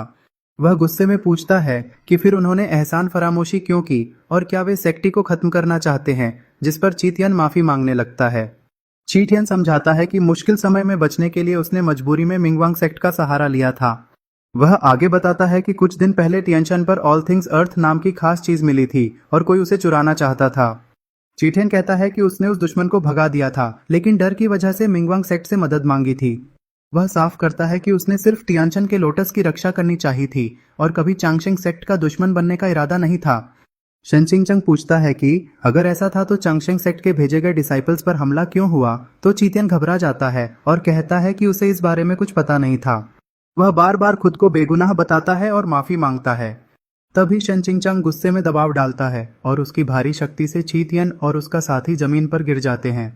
शेनचिंगचंग कहता है कि क्योंकि चीतियन ने उसका चेहरा याद रखा, इसलिए वह उनकी सेक्ट को आधा छोड़ रहा है, लेकिन अब से टियनचान से उनका कोई संबंध नहीं रहेगा। वह आदेश देता है कि चिंगफेंग पवेलियन की सारी संपत्ति चांगशेंग सेक्ट को सौंप दी जाए और जो कुछ उन्होंने लिया है सब वापस किया जाए। चीटियन तुरंत मान जाता है और हामी भर देता है। इसके बाद शेनचिंगचंग टियनचन की तरफ चला जाता है। चीटियन अपने आदमी को आदेश देता है कि पूरी इन्वेंट्री पैक करके चांगशेंग सेक्ट को भेज दो और कुछ भी बाकी न छोड़ा जाए। आखिर में शेनचिंगचंग का एक युवा साथी तियनचन को देखकर कहता है कि यह पहाड़ बहुत बड़ा है, जबकि वह इसे छोटा समझ रहा था। वह यह भी बताता है कि इसके नीचे ऑल थिंग्स अर्थ मौजूद है। इसी वजह से चिंगफेंग पवेलियन से एक क्वाजी एम्परर पैदा हुआ था। एक दाढ़ी वाले बुजुर्ग बताते हैं कि चिंगफेंग पवेलियन ने अपनी सीक्रेसी बहुत अच्छी तरह छुपाई। उन्होंने क्वाजी एम्परर के अलावा कुछ भी बाहर नहीं आने दिया और उसी समय पहाड़ों के बीच चमकता हुआ वानवुतु दिखाई देता है। एक युवा डिसाइपल उनसे पूछता है कि जब चांगशेंग सेक्ट के फेंगशुई मास्टर ने इस वानवुतु को खोज लिया था तो इसे वापस क्यों नहीं ले गए। बुजुर्ग समझाते हैं कि यह जमीन के केंद्र से जुड़ा हुआ है, इसलिए इसे बाइयुआन माउंटेन ले जाना लगभग असंभव था। वह आगे बताते हैं कि उस समय चांगशेंग सेक्ट के पास पहले से ही बहुत सारी कीमती चीजें थीं, इसलिए उन्होंने इस छोटे वानवुतु पर ज्यादा ध्यान नहीं दिया। तभी सफेद कपड़ों में मेंजू वहां पहुंचता है। मेंजू बताता है कि इस वानवुतु ने सालों तक जमीन की ताकत को एब्जॉर्ब किया है और अब इससे वानवु मुकी पैदा हो रही है। वह आदेश देता है कि यहाँ एक टेलीपोर्टेशन अरे बनाया जाए और डिसाइपल्स को पहरे पर रखा जाए। युवा डिसाइपल हैरान होकर कहता है कि वानवु मुकी तो एक होली आइटम है जो वेपन्स को ताकत देने और एक्सट्रीम डाओ वेपन्स बनाने में काम आता है। मेंजू कहता है कि जब तुम लोग आगे चलकर ग्रेट एम्परर बनोगे तब यह काम आएगा। दाढ़ी वाले बुजुर्ग चेतावनी देते हैं कि चिंगफेंग पवेलियन के एंसेस्टर ने बताया था कि किसी और को भी इस वानवु-2 के बारे में पता चल गया है और अगर उन्हें वानवु मुकी का पता चल गया तो वे इसे आसानी से नहीं छोड़ेंगे। मेंजू कहता है कि उसने पहले ही लोगों को भेज दिया है। जब बाकी डिसाइपल्स को कोई दिखाई नहीं देता तो वह सबके चारों तरफ एक प्रोटेक्टिव बैरियर बना देता है और चुप रहने को कहता है। तभी आसमान में एक रोशनी बनती है और दो लोग नीचे उतरते हैं। उनमें से एक आदमी युनदी को बताता है कि वानवु मुकी पैदा करने वाला वानवुतु इसी पहाड़ के अंदर है। युनदी यह सुनकर कहता है कि यह सच में वानवु मुकी है और इस खोज के बदले वह शियन हुआंग के साथ मिलकर उसे इनाम देगा। वह आदमी उसका धन्यवाद करता है। उसी समय मेंजू चुपचाप युनदी के पीछे आसमान में पहुंच जाता है और पहचान लेता है कि यही वह व्यक्ति है जिसने पहले उस पर हमला किया था। वह युनदी के कंधे पर हाथ रखकर कहता है कि पिछली बार तुमने ही मुझ पर हमला किया था ना। युनदी यह आवाज सुनकर चौंक जाता है और समझ नहीं पाता कि यह कौन है और किस बात की बात हो रही है। जब वह पीछे मुड़कर देखता है तो मेंजू को सफेद रोशनी में खड़ा देखकर डर जाता है और तुरंत इनकार करता है कि वह उसे नहीं जानता और उसने कभी हमला नहीं किया। मेंजू उससे पूछता है कि क्या तुम ही युनदी हो और शेंचू सेक्ट के पीछे छिपा हुआ असली व्यक्ति भी तुम ही हो। युनदी घबराकर नकली मुस्कान के साथ कहता है कि उसका नाम युनदी नहीं बल्कि श्याओ युन है और उसे उसी नाम से बुलाया जाए, जबकि उसका साथी भी हैरान हो जाता है। अब युनदी समझ जाता है कि बात छुपाना मुश्किल है। तभी मेंजू की आंखें चमकती हैं तो वह जल्दी से कहता है कि आराम से बात करते हैं, लड़ाई की जरूरत नहीं है। इतना कहकर युनदी अचानक एक स्पेशल पोर्टल खोलता है और उसमें कूदकर भाग जाता है। स्पेस टनल में भागते हुए वह सोचता है कि पिछली बार उसने पूरी ताकत से हमला किया था, फिर भी कुछ नहीं हुआ, इसलिए अब सीधे लड़ना बेवकूफ़ी होगी। पीछे रह गया आदमी हैरान रह जाता है कि युनदी क्यों भाग गया, लेकिन मेंजू सिर्फ नजर डालकर उसे धूल में बदल देता है। मेंजू कहता है कि परेशान करने वाला खत्म हो गया और बुजुर्ग से कहता है कि तुम लोग वापस जाओ, मैं खुद देखता हूँ कि वह कहाँ गया है। दूसरी तरफ युनदी एक गुफा के पास उतरता है। पसीने से भीगा हुआ कहता है कि शायद वह उसका पीछा नहीं कर रहा। वह गुफा के अंदर जाता है और खुद से कहता है कि बदकिस्मती है, जहां भी जाता हूं वही व्यक्ति मिल जाता है। आगे बढ़ते हुए वह सोचता है कि यह अपमानजनक है, लेकिन जान बचाना जरूरी है क्योंकि वह आदमी साधारण नहीं है और उससे लड़ना मुमकिन नहीं। गुफा के अंदर पहुंचकर उसके सैनिक उसे सलाम करते हैं। तभी अचानक पूरी गुफा हिलने लगती है और ऊपर से पत्थर गिरने लगते हैं। सैनिक घबरा जाते हैं और पूछते हैं कि क्या भूकंप आ गया है, लेकिन युंदी समझ जाता है कि मेंजू उसका पीछा करते हुए यहाँ तक आ गया है। वह परेशान होकर कहता है कि उसे वापस नहीं आना चाहिए था और तुरंत भागकर एक अंडरग्राउंड ऑल्टर तक पहुंचता है, जहां वह अरे पर हाथ रखकर अपनी आखिरी ताकत एक्टिवेट करता है। गुस्से में वह चिल्लाता है कि उसे यह आखिरी शक्ति इस्तेमाल करने पर मजबूर किया गया है। अब जो होगा उसकी जिम्मेदारी उसकी नहीं है, जबकि बाहर मेंजू शांति से खड़ा रहता है। मेंजू ऊपर से देखता है और समझ जाता है कि यहाँ बहुत लोगों को पकड़कर सैक्रिफाइस किया जा रहा है। फिर कहता है कि देखते हैं तुमने क्या तैयारी की है। तभी युंदी एक बहुत बड़ा स्पेशल स्ट्रैंगुलेशन अटैक एक्टिवेट करता है, जो मेंजू को चारों तरफ से घेर लेता है। युंदी पागलों की तरह चिल्लाता है कि वह उसे नहीं छोड़ेगा और अगर वह इमॉर्टल भी हुआ तो इस किलिंग अरे से नहीं बच पाएगा। लेकिन मेंजू उस हमले के अंदर भी बिल्कुल शांत खड़ा रहता है और मजाक में कहता है कि यह तो मसाज जैसा लग रहा है। यह देखकर युंदी डर जाता है और माफी मांगने लगता है, लेकिन मेंजू साफ कह देता है कि वह माफ करने वाला नहीं है। मेंजू देखता है कि युंदी अभी भी पूरी तरह खत्म नहीं हुआ, तो वह कहता है कि इसमें थोड़ा दम है और फिर आराम से हाथ हिलाता है। अचानक बड़ा धमाका होता है, पूरी अरे टूट जाती है और युंदी चीख उठता है। साथ ही जो लोग कैद किए गए थे वे आजाद हो जाते हैं और मेंजू के सामने झुककर उसका धन्यवाद करते हैं। युंदी बुरी तरह घायल हालत में एक चट्टान पर झुका हुआ दर्द सह रहा होता है और उसे पछतावा होता है कि उसने अपनी एक और जिंदगी खो दी है। उसके पास कुल 3 जिंदगियां थीं, जिनमें से 2 खत्म हो चुकी हैं। वह अपने हाथों को देखता है और समझाता है कि फिनिक्स निर्वाणा टेक्निक भी उसे पूरी तरह आजाद होकर जीने की ताकत नहीं दे रही। अब उसकी कुल शक्ति सिर्फ 60% रह गई है। वह गुस्से में सोचता है कि ज्यूजो कॉन्टिनेंट में इतना ओवर पावर्ड इंसान आखिर आया कहां से, जिसने उसे लड़ने का मौका तक नहीं दिया और सिर्फ एक उंगली के इशारे से खत्म कर दिया। तभी हेलोंग पीछे से आता है और हैरानी से पूछता है कि वह कब वापस आया, क्योंकि युंदी कभी भी सामने वाले मुख्य दरवाजे से नहीं आता। युंदी उसे मजाक न करने को कहता है और चेतावनी देता है कि दुश्मन की ताकत बहुत खतरनाक है। वह कहता है कि दुआ करो कि तुम्हारा उस दुश्मन से कभी सामना न हो, क्योंकि अगर सामना हुआ तो हेलोंग एक नज़र में ही मारा जाएगा। युंदी कहता है कि वह खुद तो किसी तरह वापस आ सकता है, लेकिन हेलोंग हमेशा के लिए खत्म हो जाएगा।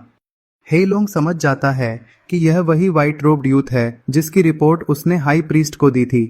युंदी इस बात की पुष्टि करता है और सबको सावधान रहने को कहता है। हेईलोंग उससे कहता है कि वह दुश्मन की ताकत और उसके किलर मूव्स के बारे में बताए ताकि बाकी लोग तैयार रह सकें, लेकिन युंदी बताता है कि उसने कोई खास मूव या ऑरा इस्तेमाल ही नहीं किया, बस एक हल्का सा उंगली का इशारा किया और वह तुरंत मरकर रिसेट हो गया। यह सुनकर हेईलोंग को यकीन नहीं होता, लेकिन युंदी साफ कहता है कि वह मजाक नहीं कर रहा। वह आगे बताता है कि वह आदमी बिना किसी वजह के बेहद ताकतवर है। उसका मारने का तरीका सिर्फ हाथ हिलाना है और उसकी आंखों में देखते ही इंसान ब्लास्ट हो जाता है। उसके मुताबिक सिर्फ हाई प्रीस्ट या इमॉर्टल एम्परर ही उसे हरा सकते हैं। हेईलोंग यह सब नोट करने की बात करता है ताकि बाद में इसका समाधान निकाला जा सके। इसके बाद युंदी उससे पूछता है कि उसके पास कितने पिगलेट्स यानी कैदी हैं और कुछ उधार मांगता है, लेकिन हेईलोंग कहता है कि उसके पास खुद भी ज्यादा नहीं है। युंदी गुस्से में बताता है कि उसके रीसेट होने की वजह से उसके सारे कैदी और सेक्ट के लोग उस व्हाइट रोब्ड यूथ ने आजाद कर दिए। यह सुनकर हेईलोंग नाराज हो जाता है और कहता है कि उसने दुश्मन को उनके बेस तक पहुंचा दिया और उनकी पूरी योजना खतरे में डाल दी। युंदी सफाई देता है कि वह सिर्फ अपनी जान बचाने के लिए वहां भागा था और उसे नहीं पता था कि दुश्मन उसका पीछा कर रहा है। हेईलोंग उसे याद दिलाता है कि इमॉर्टल एम्परर का इमॉर्टल बॉडी फॉर्म बनने वाला है, इसलिए कोई गलती नहीं होनी चाहिए। अगर ग्रेट एम्परर्स को इस बारे में पता चल गया तो वे सब मिलकर हमला कर देंगे और पूरा प्लान बर्बाद हो जाएगा। युंदी कहता है कि उसे सब पता है। हेईलोंग आगे बताता है कि हाई प्रीस्ट का कंसीलमेंट अरे सिर्फ ज्यूजो कॉन्टिनेंट तक सीमित है, इसलिए बाउंड्री पार मत करना और सैक्रिफाइस की रस्म से पहले सब कुछ साफ सुथरा निपटा लेना। युंदी कहता है कि वह अपने दूसरे कैदियों का इस्तेमाल करेगा। वह गुस्से में याद करता है कि शेंचू सेक्ट में उसके हजारों कैदियों को ली चांगशेंग ने खत्म कर दिया, लेकिन अभी वह कुछ नहीं कर सकता। इसके बाद दृश्य बदलता है और चांगशेंग सेक्ट में जश्न का माहौल दिखता है, जहां सभी डिसाइपल्स खुशी मना रहे हैं और ड्रिंक्स ले रहे हैं। एक डिसाइपल अपने दोस्त ए चांग से कहता है कि उसे लगा था वह मर गया है, लेकिन ए चांग हंसते हुए उसके साथ जाम टकराता है। एक महिला डिसाइपल एक स्टोन टैबलेट को ध्यान से देख रही होती है, जिसमें पुराने मास्टर्स की कल्टीवेशन इनसाइट्स लिखी होती हैं। फिर दृश्य मिंगवांग सेक्ट में जाता है जहां मिंगदी बताता है कि चांगशेंग सेक्ट ने तियनशन आइस सोल स्नो लोटस वापस ले लिया है और चिंगफेंग पवेलियन की कमजोरी पर हंसता है। एक एल्डर उसे बताता है कि स्नो लोटस बहुत बड़ा रिसोर्स है। मिंगदी योजना बनाता है कि वह चिंगफेंग पवेलियन के नाम पर चांगशेंग सेक्ट जाएगा और वहां के 7 कॉम्प्रिहेंशन स्टोन टैबलेट्स पर कब्जा करेगा। वह कहता है कि जब बाकी ग्रेट एम्परर्स आगे आने से डर रहे हैं तो वह खुद आगे बढ़ेगा। इसके बाद मिंगदी चांगशेंग सेक्ट पहुंचता है और सोचता है कि यांग स्वांजी के मरने के बाद यहाँ कोई क्वासी एम्परर नहीं बचा, फिर भी ये लोग जश्न मना रहे हैं। वह घमंड से आगे बढ़ता है और सोचता है कि अब उसे 7 एम्परर इनहेरिटेंसेस लेने से कोई नहीं रोक सकता। लेकिन अचानक एक जबरदस्त ताकत उसे घुटनों के बल झुका देती है। वह हैरान रह जाता है कि वह इस व्हाइट रोब्ड यूथ के सामने क्यों झुक रहा है। वह उठने की कोशिश करता है लेकिन नहीं उठ पाता और उसे गहरा अपमान महसूस होता है कि एक ग्रेट एम्परर होने के बावजूद वह हिल भी नहीं पा रहा। धीरे धीरे उसे एहसास होता है कि वह उस इंसान के सामने पूरी तरह बेबस है। अंत में उसे गहरा पछतावा होता है कि वह सबसे पहले आगे क्यों आया और वह पूरी तरह असहाय होकर वहीं घुटनों के बल पड़ा रह जाता है। उसे पहचानता है और हैरानी से जोर से बोलता है, मिंगदी दारेन। सामने व्हाइट रोब में चांगशेंगमेन का मेंजू लीफान खड़ा उसे घूर रहा होता है। फिर लीफान आराम से गार्डन पेविलियन में जाकर बैठता है और बाकी एल्डर्स और डिसाइपल्स उसके पीछे खड़े हो जाते हैं। एक डिसाइपल मन ही मन सोचता है कि यह तो चिंगजो का मशहूर मिंगदी है, फिर यह चांगशेंगमेन में आकर झुका क्यों हुआ है? शायद यह यहाँ अपना रौब दिखाने आया था, लेकिन मेंजू ने इसे तुरंत काबू कर लिया। लीफान शांति से चाय पीते हुए मिंगदी से पूछता है कि तुम इतने शोर के साथ चांगशेंगमेन के ऊपर क्यों उड़ रहे थे और यहाँ क्या करने आए हो? मिंगदी घबरा जाता है और सोचने लगता है कि यह आदमी आखिर है कौन और चांगशेंगमेन में इतना पावरफुल इंसान कब आ गया। घबराकर मिंगदी बहाना बनाता है और कहता है कि वह तो बस यहाँ का नजारा देखने आया था, क्योंकि उसने सुना था कि बायून माउंटेन पर क्लाउड सी का बहुत सुंदर दृश्य होता है। तभी ग्रीन रोब डिसाइपल उसका झूठ पकड़ लेता है और कहता है कि आज तो दोपहर में क्लाउड सी है ही नहीं, क्या आप सच में यही देखने आए थे? मिंगदी और ज्यादा घबरा जाता है और तुरंत बात बदलकर कहता है कि वह सूरज देखने आया था। लीफान ठंडे अंदाज में उसे चेतावनी देता है कि अगर अब भी सच नहीं बताया तो वह उसे खत्म कर देगा। यह सुनकर मिंगदी डर जाता है, हाथ उठा देता है और सच बताता है कि उसने सुना था चांगशेंगमेन में 7 परसेप्शन टैबलेट्स हैं, इसलिए वह उनमें से एक से कॉम्प्रिहेंड करने आया था और उसका कोई गलत इरादा नहीं था। लीफान उसकी बात सुनकर भी शक करता है और कहता है कि तुम्हारा अंदाज देखकर तो लग रहा था कि तुम चोरी या हमला करने आए थे। मिंगदी हाथ जोड़कर कहता है कि यह सिर्फ गलत फहमी है, लेकिन लीफान बिना कोई भावना दिखाए चाय पीते हुए कहता है कि अगले जन्म में ध्यान रखना और सिर्फ हाथ के इशारे से मिंगदी को हवा में उड़ाकर एक ही पल में ब्लास्ट करके खत्म कर देता है। यह देखकर पास खड़ा डिसाइपल हैरान रह जाता है और सोचता है कि चिंगजो का इतना बड़ा ओवरलॉर्ड भी मेंजू के सामने कुछ नहीं था। उसे लगता है कि ल्यूयुन सेक्ट छोड़कर चांगशेंगमेन ज्वाइन करना उसका सही फैसला था। लेकिन तभी लीफान को एहसास होता है कि मिंगदी असल में मरा नहीं है। वह समझता है कि 200,000 साल सोने के बाद उसकी अपनी पावर कम हो गई है। वह एक स्क्रोल निकालता है और डिसाइपल से कहता है कि तुम लोग अपनी स्किल्स प्रैक्टिस करो, वह अभी आता है। दूसरी तरफ मिंगदी अपने मिंगवांग सेक्ट के पैलेस में होश में आता है, खून की उल्टी करता है और समझता है कि जो मरा था वह उसका दादी अवतार था। वह डर जाता है और सोचता है कि वह आदमी कितना बड़ा मॉन्स्टर है जिसने उसके क्लोन को इतनी आसानी से खत्म कर दिया। तभी अचानक लीफान उसके पीछे प्रकट हो जाता है और उसकी गर्दन पर तलवार रख देता है। वह पूछता है कि जो अभी मरा वह तुम्हारा क्लोन था या तुम पहले ही एक बार मरकर रिबॉर्न हो चुके हो? मिंगदी डर के मारे तुरंत घुटनों पर गिर जाता है और जान की भीख मांगता है। लीफान उससे पूछता है कि वह उसकी जान क्यों छोड़े। अपनी जान बचाने के लिए मिंगदी तुरंत ऑफर देता है कि वह अपने सेक्ट के सारे रिसोर्सेज चांगशेंगमेन को दे देगा। लीफान कहता है कि ऑफर तो अच्छा है, लेकिन अगर तुम ही नहीं रहोगे तो तुम्हारे सेक्ट को कौन संभालेगा? मिंगदी रोते हुए पूछता है कि वह क्या करे जिससे उसे छोड़ दिया जाए। लीफान उसे कहता है कि जब तुम खुद अपनी जान बचाना चाहते हो तो मुझे कन्विंस करने का तरीका भी तुम्हें खुद ही सोचना होगा। तब मिंगदी तुरंत खुद को हेल्पर और फाइटर के रूप में ऑफर करता है और कहता है कि वह बहुत ताकतवर है और कई लोगों को अकेले संभाल सकता है। लीफान उसकी बात सुनकर कहता है कि यह सब ठीक है, लेकिन वह उसकी लॉयल्टी पर कैसे भरोसा करे। तब मिंगदी तुरंत सोल कॉन्ट्रैक्ट साइन करने की बात करता है और कहता है कि अगर वह धोखा दे तो उसकी सोल हमेशा के लिए डिस्ट्रॉय हो जाए। लीफान उसे कॉन्ट्रैक्ट साइन करने की इजाजत देता है। मिंगदी एक कॉन्ट्रैक्ट टोकन निकालकर देता है और बताता है कि अगर इसे तोड़ दिया गया तो उसकी सोल खत्म हो जाएगी। लीफान टोकन ले लेता है और तुरंत आदेश देता है कि मिंगवांग सेक्ट के सारे वेयरहाउस रिसोर्सेज भी पैक करके ले आओ, क्योंकि चांगशेंगमेन अभी इतना अमीर नहीं है। मिंगदी तुरंत मान जाता है। लीफान उसे 15 मिनट का समय देता है और कहता है कि वह प्लाजा में उसका इंतजार करेगा। यह कहकर वह गायब हो जाता है। मिंगदी तुरंत अपने पैलेस में पहुंचता है, जहां एक बूढ़ा एल्डर उससे पूछता है कि क्या वह चांग शेंगमेन के 7 परसेप्शन टैबलेट्स लेकर आया है। मिंगदी गुस्से में कहता है कि कुछ भी नहीं लाया।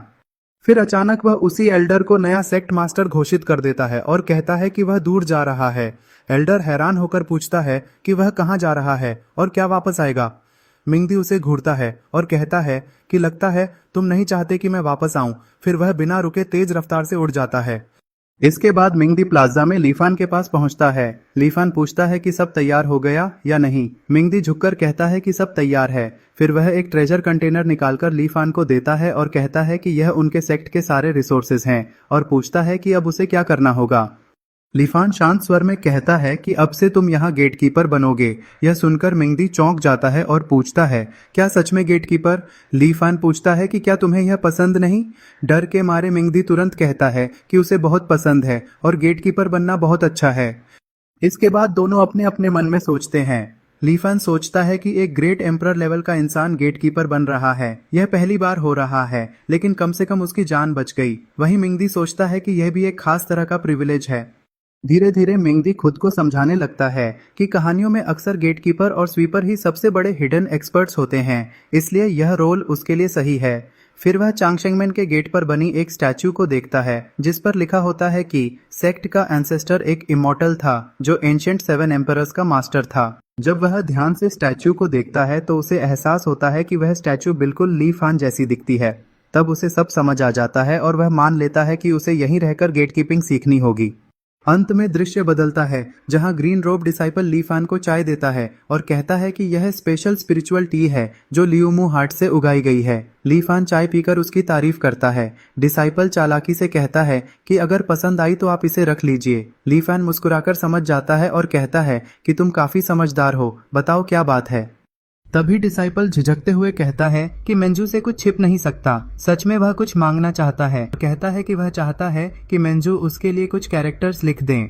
मेंजू अपने हाथ में ब्रश लेकर मुस्कुराता है और कहता है कि तुम्हारे दिल की बात तुम्हारे चेहरे पर साफ दिख रही है। क्या तुम टैलिस्मैन बनाना चाहते हो? बताओ किस स्टाइल का चाहिए। लिu यिमिंग तुरंत मान जाता है और कहता है कि आपसे कुछ भी छुप नहीं सकता। वह टेबल पर बीस्ट स्किन पेपर रखता है और कहता है कि इस पर पियाओई लिख दीजिए ताकि वह टैलिस्मैन बना सके। मेंजू पूछता है कि क्या तुम इसे किसी सही काम के लिए बना रहे हो?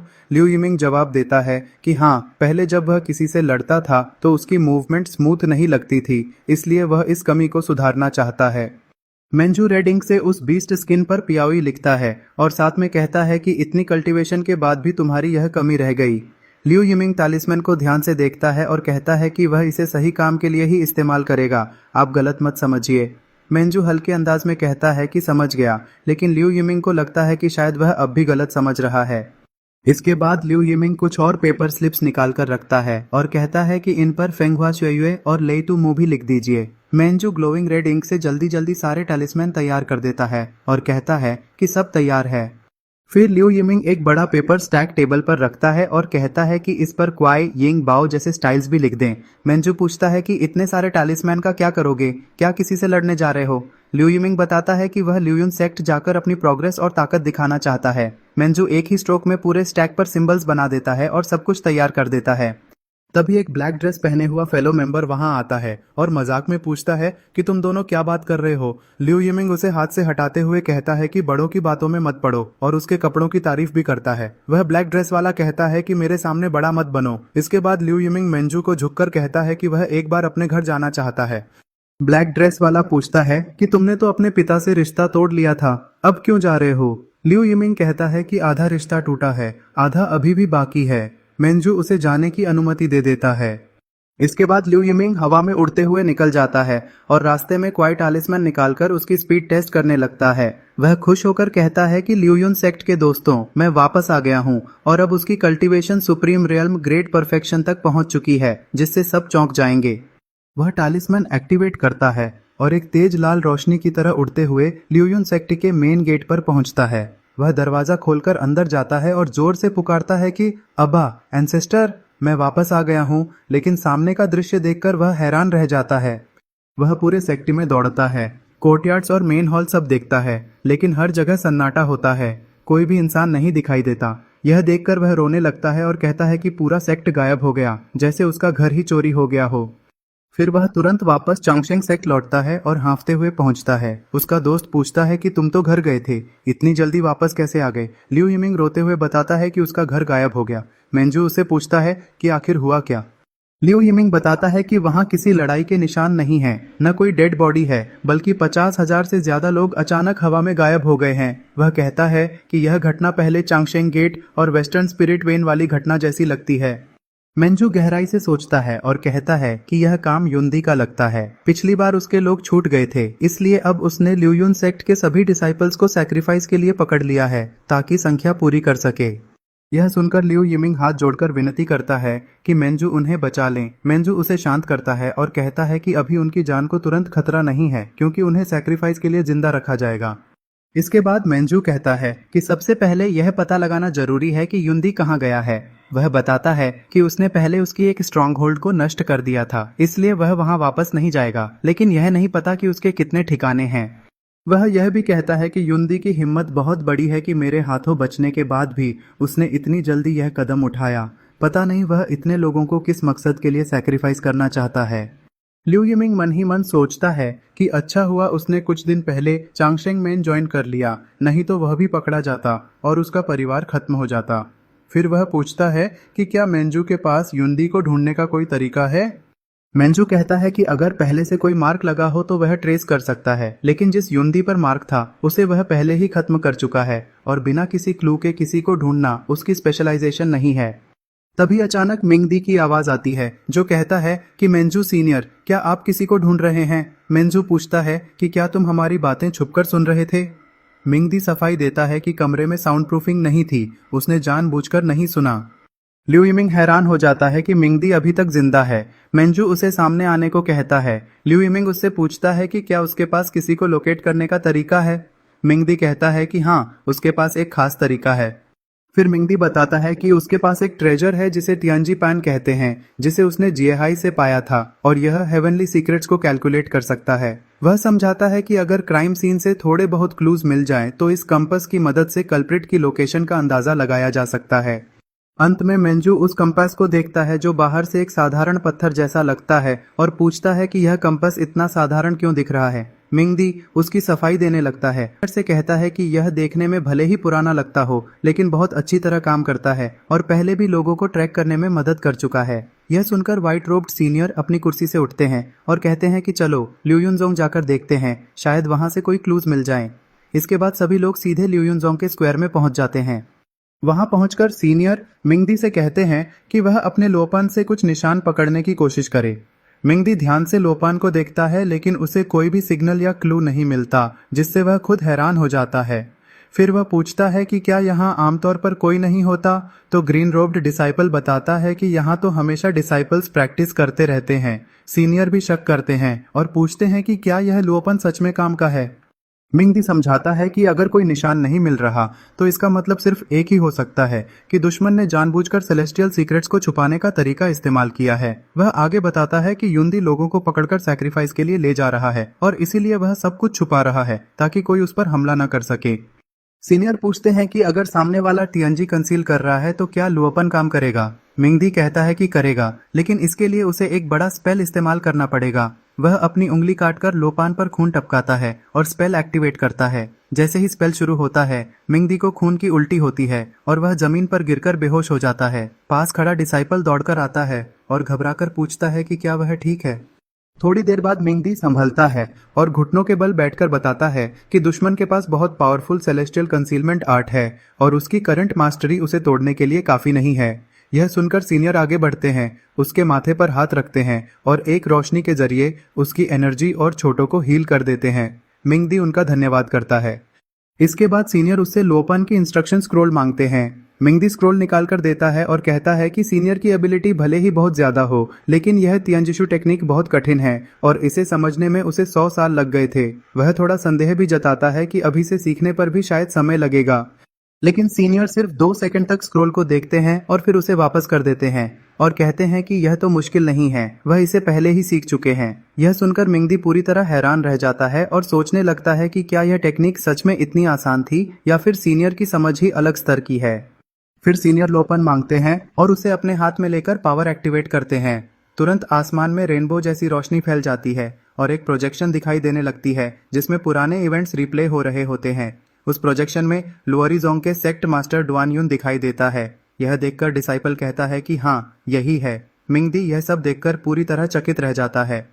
कुछ ही देर में वह प्रोजेक्शन सिमटकर एक ग्लोइंग फ्रेम बनकर जमीन पर गिर जाती है और सीनियर लोपान को अपने हाथ में पकड़ लेते हैं। वह कहते हैं कि यह लोपन काफी अच्छा है। थोड़े से मंत्र पढ़ने पर यह पुराने घटनाओं को ऐसे दिखाता है जैसे कोई टाइम ट्रैवलिंग सर्वेलेंस कैमरा हो।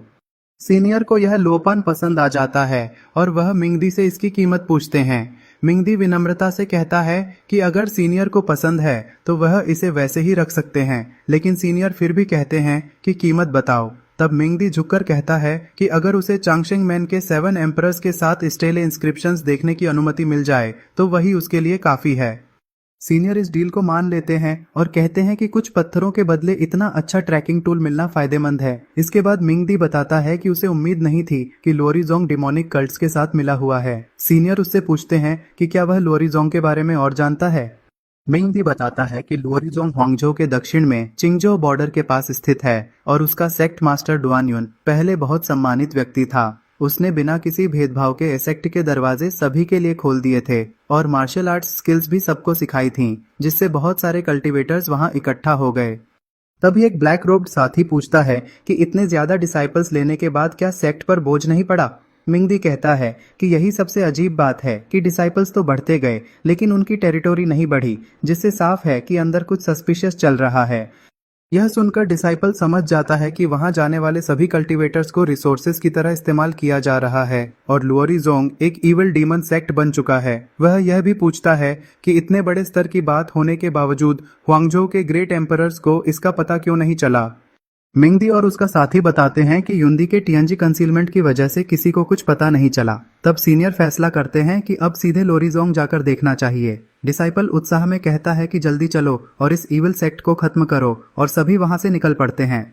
इसके बाद दृश्य फ्लैशबैक में चला जाता है जहां डुआन यून एक अंधेरे पपेट जैसी इविल प्रेजेंस से बात कर रहा होता है। वह थोड़ी झिझक के बाद उस इविल पावर को स्वीकार कर लेता है और धीरे धीरे उसे अपने अंदर अब्सॉर्ब करने लगता है। जैसे जैसे वह पावर लेता है वह महसूस करता है कि इतनी ताकत उसने पहले कभी नहीं पाई। वह कहता है कि यह असली जिंदगी है, पहले तो वह बस मेहनत में लगा रहता था। तभी अचानक लुओरिजोंग पर एक जोरदार हमला होता है और उसका बैरियर टूट जाता है। डुआन यून घबरा जाता है और सोचता है कि कहीं वही व्हाइट क्लोज्ड यूथ तो नहीं आ गया। वह परेशान हो जाता है और कहता है कि उसने तो उसे छेड़ा भी नहीं, फिर भी वह यहाँ हमला करने क्यों आ गया। बाहर से डीमन सेक्ट के लोग शोर मचाते हैं कि कौन लुओरिजोंग के अंदर घुस आया है। एक ब्लैक ड्रेस पहने हुआ व्यक्ति ठंडे अंदाज में कहता है कि फायरवर्क्स की तरह खत्म होना ही तुम्हारी आखिरी वैल्यू है। तभी चांगशेंग गेट के व्हाइट रोब्ड सीनियर आगे बढ़ते हैं और शांत आवाज में पूछते हैं कि क्या तुम भागना चाहते हो। सामने युंदी जमीन पर गिरा हुआ दर्द से कराह रहा होता है और चिल्लाकर पूछता है कि यह कैसी ताकत है। सीनियर बिना जल्दबाजी के अपनी तलवार निकाल लेते हैं। युंदी जमीन पर पड़े पड़े ही डर के मारे सीनियर से अपनी जान की भीख मांगता है और कहता है कि उसे छोड़ दिया जाए, लेकिन सीनियर तलवार पकड़े हुए कहते हैं कि देखते हैं इस बार तुम पिछली बार की तरह बच पाते हो या नहीं। युंदी घबराकर चिल्लाता है कि नहीं, वह खत्म हो रहा है, और उसी पल सीनियर की तलवार से निकली रोशनी उसे पूरी तरह मिटा देती है, जैसे वह अस्तित्व से ही गायब हो गया हो, और एक तेज रोशनी आसमान की तरफ चली जाती है। इसके बाद सीनियर शांत स्वर में कहते हैं कि इस तलवार का इस्तेमाल जितना कम हो उतना बेहतर है, क्योंकि यह आसपास के माहौल को भी नुकसान पहुंचाती है। वह मन ही मन सोचते हैं कि कहीं युंदी पिछली बार की तरह फिर से जीवित न हो जाए। इसी डर की वजह से उन्होंने तलवार निकाली थी ताकि उसकी सभी जिंदगियां एक साथ खत्म कर सकें। फिर वह अपने हाथ को देखते हैं और बताते हैं कि उन्होंने अपनी कुल शक्ति का 10वां हिस्सा भी इस्तेमाल नहीं किया, फिर भी तलवार की ताकत उनकी उम्मीद से ज्यादा निकली। थोड़ी दूरी पर मोलाई खड़ा यह सब देखकर घबरा जाता है और खुद से कहता है कि तलवार की शक्ति उस पर तो नहीं चली, फिर भी वह इतना क्यों डर रहा है। वह सोचता है कि अच्छा हुआ पिछली बार सीनियर को देखते ही उसने घुटने टेककर माफी मांग ली थी, नहीं तो उसका भी हाल युंदी जैसा होता। अब वह खुद को सीनियर के पक्ष में होने पर राहत महसूस करता है। इसी बीच लोरी सेक्ट का एक व्यक्ति खून से लथपथ हालत में जमीन पर गिरकर रोने लगता है और कहता है कि उसने बहुत बड़े पाप किए हैं और वह अपने सेक्ट का गुनहगार है। सीनियर उसे देखते हैं और कहते हैं कि भले ही यह होश में आ गया है, लेकिन इसके लिए जिंदा रहना ही सबसे बड़ी सजा होगी, इसीलिए इसकी पीड़ा खत्म कर देना ही बेहतर है। फिर मोल ये सवाल करता है कि आखिर युंदी इतने सारे लोगों को किस मकसद के लिए सैक्रिफाइस कर रहा था। सीनियर बिना जवाब दिए अपना हाथ उठाते हैं और एक गहरी खाई की तरफ रोशनी भेजते हैं। नीचे कैद लोग अचानक रोशनी देखकर खुश हो जाते हैं। उसी समय शन चिंगचांग नीचे की तरफ आते हुए जोर से पुकारता है कि अब्बा, एंसेस्टर्स, एल्डर्स, मैं आ गया हूँ। नीचे मौजूद लोग उसे पहचानकर खुशी से चिल्लाते हैं कि यह ल्यूयुन सेक्ट का यंग मास्टर है, लेकिन शन चिंगचांग जमीन पर गिरकर सिर पकड़ लेता है और दर्द से कराहता है। मोली थोड़ा मजाक करते हुए कहता है कि अगर इस खाई पर अरे फॉर्मेशन नहीं होती तो क्या ये लोग खुद उड़कर बाहर नहीं आ जाते। तभी सीनियर आगे बढ़ते हैं, अपनी उंगली से इशारा करते हैं और एक शब्द कहते हैं जिससे उस खाई पर लगी फॉर्मेशन तुरंत टूट जाती है। इसके बाद सभी कैदी उड़कर बाहर आ जाते हैं। शन चिंगचांग अपने पिता और एंसेस्टर्स को लेकर सीनियर के सामने आता है।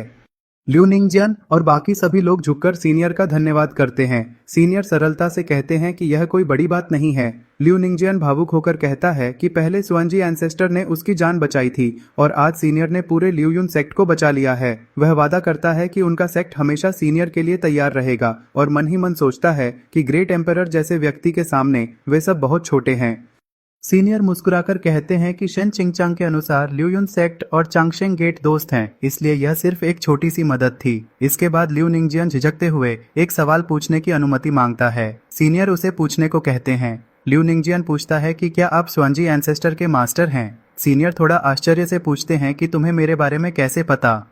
यह सुनकर ल्यू निंगजियन बहुत खुश हो जाता है और समझ जाता है कि वह सच में चांगशेंग गेट के फाउंडिंग मास्टर हैं। वह बताता है कि सुअनजी एंसेस्टर हमेशा कहा करते थे कि उनके मास्टर दुनिया के सबसे सुंदर और सबसे शक्तिशाली व्यक्ति हैं। आज उनसे मिलकर उसकी जिंदगी सफल हो गई। सीनियर हल्की मुस्कान के साथ मन में सोचते हैं कि सुअनजी बाहर उनकी काफी तारीफ करता है। फिर ल्यू निंगजियन पूछता है कि क्या सुअनजी एंसेस्टर सच में मर चुके हैं। सीनियर जवाब देते हैं कि वह सिर्फ सो रहे हैं। यह सुनकर ल्यू निंगजियन राहत महसूस करता है और कहता है कि जब वह जागेंगे तब उनसे मिलने जाएगा। वह मन ही मन सोचता है कि सुअनजी की एम्पेरर सोल कमजोर होने के बावजूद अगर सीनियर हैं तो उनका जिंदा रहना संभव है। इसी दौरान मिंग दी भी आगे आता है। ल्यू निंगजियन उसे पहचान लेता है और सम्मान से संबोधित करता है। मिंग दी हल्के मजाक में कहता है कि क्या तुमने मुझे नजरअंदाज कर दिया। फिर वह बताता है कि चिंगझोउ में बुराई फैल रही थी, इसलिए वह भी सीनियर के साथ आया। ल्यू निंगजियन उसकी भी तारीफ करता है। अंत में सीनियर कहते हैं कि अब जब सब सुरक्षित है तो वापस चलना चाहिए। दृश्य अचानक बदलता है और दुश्मनों के कैंप में एक व्यक्ति यनहुआंग को खबर देता है कि युंदी की लाइफ टोकन टूट गई है। यनहुआंग गुस्से में उसे बेकार कहता है और कहता है कि जुजोउ कॉन्टिनेंट जैसी जगह पर भी वह मर गया, जबकि उस पर इतनी मेहनत की गई थी। आखिर में वह कहता है कि युंदी की मौत की वजह से अब सैक्रिफाइस की तारीख को आगे बढ़ाना पड़ेगा और उसे पूरी तरह नाकाम घोषित करता है। सफेद बालों वाला मेन लीडर खड़ा होकर गुस्से में आदेश देता है कि सभी गैप्स तुरंत भर दिए जाएं और यह पता लगाया जाए कि किसने उसके पूरे प्लान को खराब किया। वह युंदी को भी एक पाला हुआ कुत्ता कहकर उसकी मौत को हल्के में लेता है। इसके बाद वह आदेश देता है कि किसी को भेजकर युंदी का बदला लिया जाए। तभी चेहरा सिंबल से भरा एक बूढ़ा आदमी आगे आता है और कहता है कि वह अभी पता लगाता है और तुरंत अपने हाथों से डिविनेशन शुरू कर देता है। जैसे ही वह अपनी कैलकुलेशन करता है उसे महसूस होता है कि सामने वाला भी तियांजी शू में माहिर है। वह आत्मविश्वास से कहता है कि यह दिलचस्प है, लेकिन उसके सामने तियांजी शू का इस्तेमाल करना बेवकूफ़ी है। वह ग्रीन मैजिक एनर्जी का इस्तेमाल करता है, लेकिन अचानक उसे जोरदार बैकलैश लगता है। वह दर्द से चीख उठता है और उसके मुंह से खून निकलने लगता है। वह हैरान होकर कहता है कि सिर्फ एक नज़र डालते ही इतना बड़ा धमाका हो गया।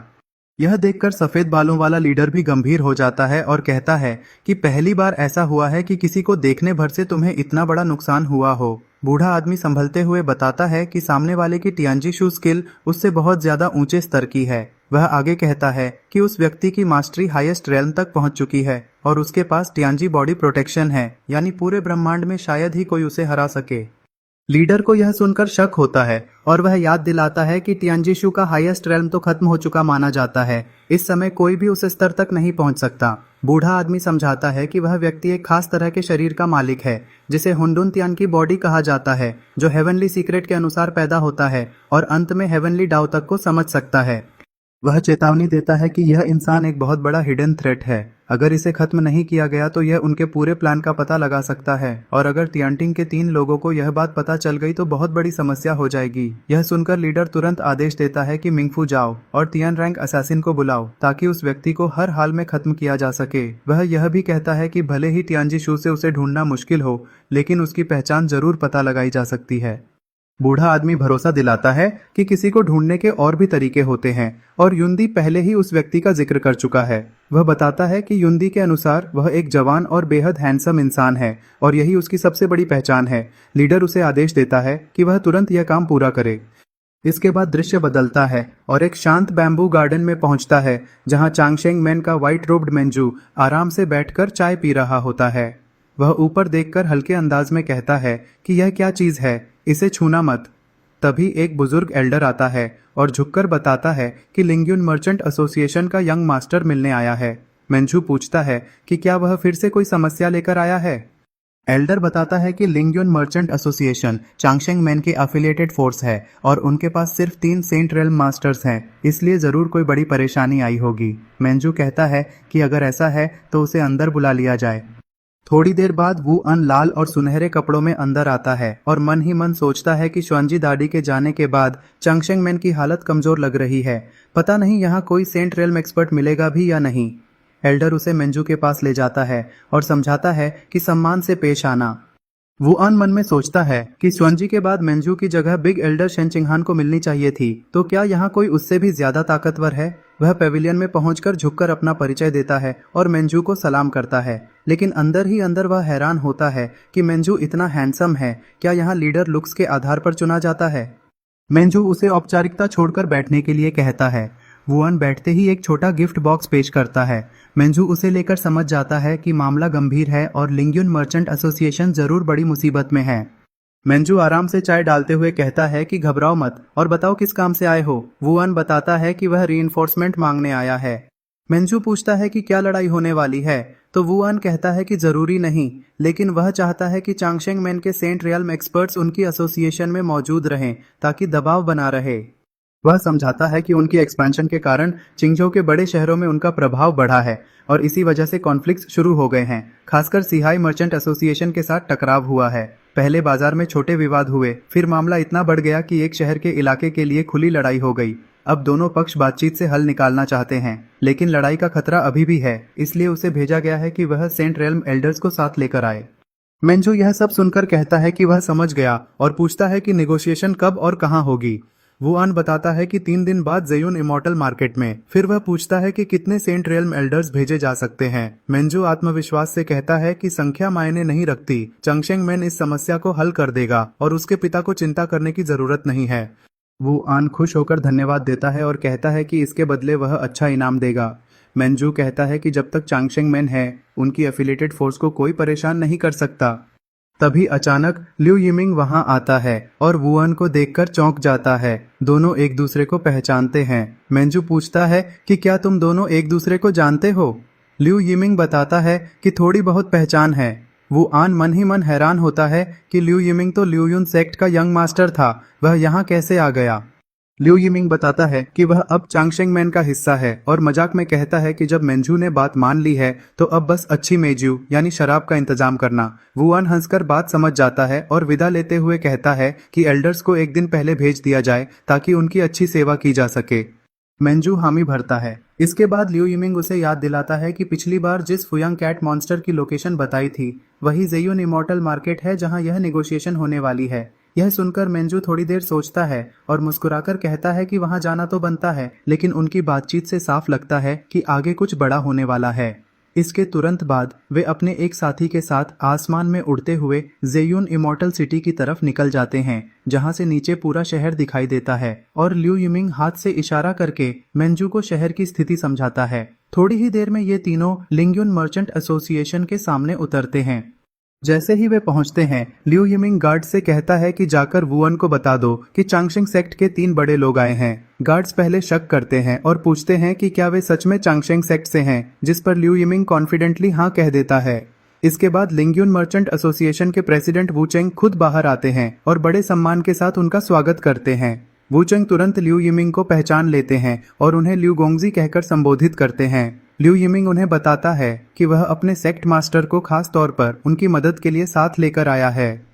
तभी वुआन अपने पिता वूचंग को समझाता है कि यह कोई साधारण व्यक्ति नहीं बल्कि चांगशेंग सेक्ट के मेंझू हैं और साथ ही यह भी बताता है कि लिू यिमिंग अब चांगशेंग सेक्ट का हिस्सा बन चुका है।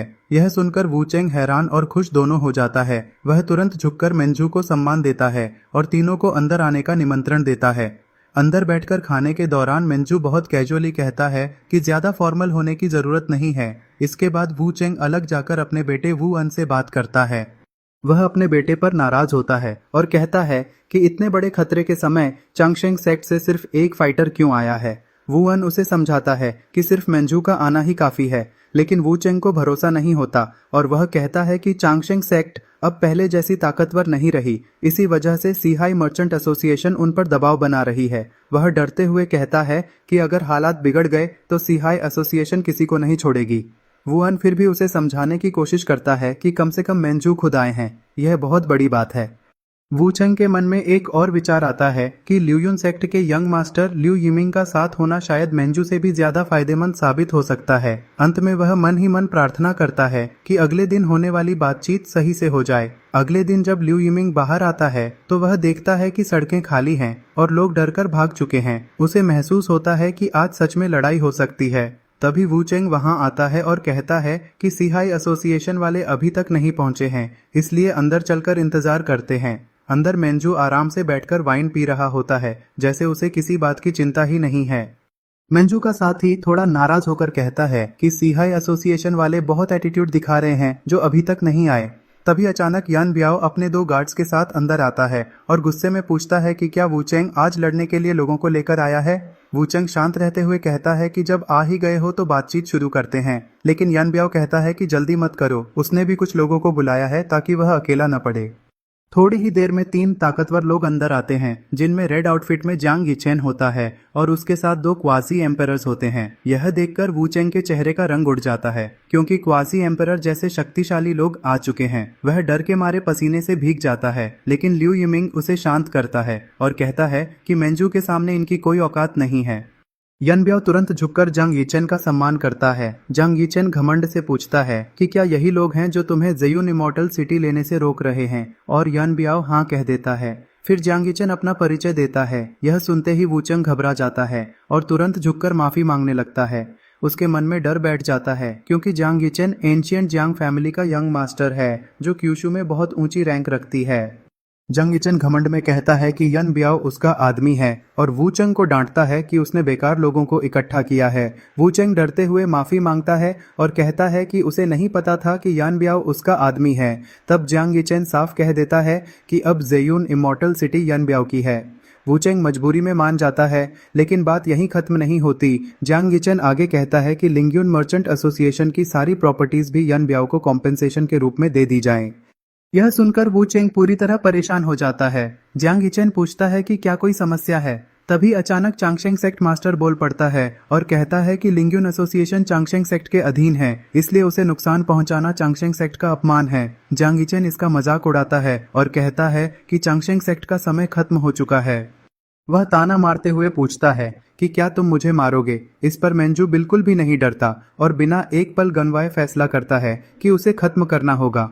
अगले ही पल वह एक ही पावरफुल मूव में जांग यिचेन को पूरी तरह क्रश कर देता है और वहीं खत्म कर देता है। यह देखकर उसके साथ आए लोग डर के मारे चिल्लाने लगते हैं। बाकी बचे हुए लोग तुरंत माफी मांगते हुए भागने लगते हैं। वूचेंग पूरी तरह शॉक में आ जाता है कि इतनी आसानी से जांग फैमिली के यंग मास्टर को खत्म कर दिया गया। मेंझू की ताकत के सामने बाकी दुश्मन भी टिक नहीं पाते और पूरी तरह खत्म हो जाते हैं। अंत में वूचेंग को समझ आता है कि चांगशेंग सेक्ट मास्टर कोई साधारण इंसान नहीं बल्कि एक ग्रेट एम्परर लेवल का पावर हाउस है, क्योंकि उसने क्वाजी एम्परर जैसे दुश्मनों को पल भर में खत्म कर दिया। यह समझते ही वह बेहद सम्मान और खुशी के साथ मेंझू के सामने झुक जाता है और दिल से उनका धन्यवाद करता है। ली चांगशेंग को गहरी इज्जत देता है। ली चांगशेंग उसे उठने के लिए कहता है और साफ बता देता है कि अब लिंग्यून चेंबर पूरी तरह चांगशेंग सेक्ट के अंडर है, इसलिए अब कोई भी उन्हें परेशान नहीं कर सकता। वूचेंग तुरंत यह बात मान लेता है। दूसरी तरफ सीहाई चेंबर का एक ताकतवर आदमी जमीन पर सिर रखकर ली चांगशेंग से अपनी जान की भीख मांग रहा होता है। ली चांगशेंग आराम से बैठकर चाय का एसाइप लेते हुए ऐलान करता है कि युनजे इमॉर्टल सिटी अब से लिंगयुन चेंबर की हो चुकी है और वह आदमी तुरंत हाँ में सिर हिलाकर इस फैसले को स्वीकार कर लेता है। इसके बाद ली चांगशेंग आदेश देता है कि सिहाई चेंबर की सारी शॉप्स और रिसोर्सेज कॉम्पेंसेशन के तौर पर लिंगयुन चेंबर को दे दिए जाएं। वह आदमी बार बार सिर झुकाकर पूरी तरह मान जाता है, जबकि ली चांगशेंग शांत भाव से सब देखता रहता है। फिर ली चांगशेंग हल्के अंदाज में पूछता है कि तुम्हारे बुलाए हुए लोग इतने स्लो क्यों हैं। उसी समय अचानक आसमान में बिजली चमकती है और एक विशाल वॉइड मिरर प्रकट होता है। यह देखकर वूचंग घबरा जाता है और पहचान लेता है कि यह 7 पाथ्स एम्परर वेपन है, जिससे उसे डर लगता है कि कहीं आज ग्रेट एम्परर लेवल की लड़ाई न हो जाए। तभी उस पोर्टल से जंग युअनकिंग शान के साथ नीचे उतरता है। उसके साथ आए एक एल्डर उंगली उठाकर बताता है कि यही वह व्यक्ति है जिसने उनके यंग मास्टर जियांग यूचेन को मार दिया था। लेकिन जैसे ही जियांग युअनकिंग की नज़र ली चांगशेंग पर पड़ती है, उसकी पूरी हालत बदल जाती है और वह तुरंत समझ जाता है कि सामने कौन खड़ा है। वह बिना देरी किए ली चांगशेंग के सामने झुककर उसे सीनियर कहकर संबोधित करता है। ली चांगशेंग उसके वॉइड मिरर का मजाक उड़ाता है, जिस पर जियांग युअनकिंग घबराकर कहता है कि यह तो बस खेलने की चीज है। पास खड़ा पर्पल रोब्ड एल्डर मन ही मन हैरान हो जाता है, क्योंकि वह पहचान जाता है कि यह वही गॉड लाइक फिगर ली चांगशेंग है, जिसके बारे में उनके एंसेस्टर्स ने हमेशा दूर रहने की चेतावनी दी थी। वह एल्डर भी तुरंत जमीन पर झुककर अपनी जान की भीख मांगने लगता है।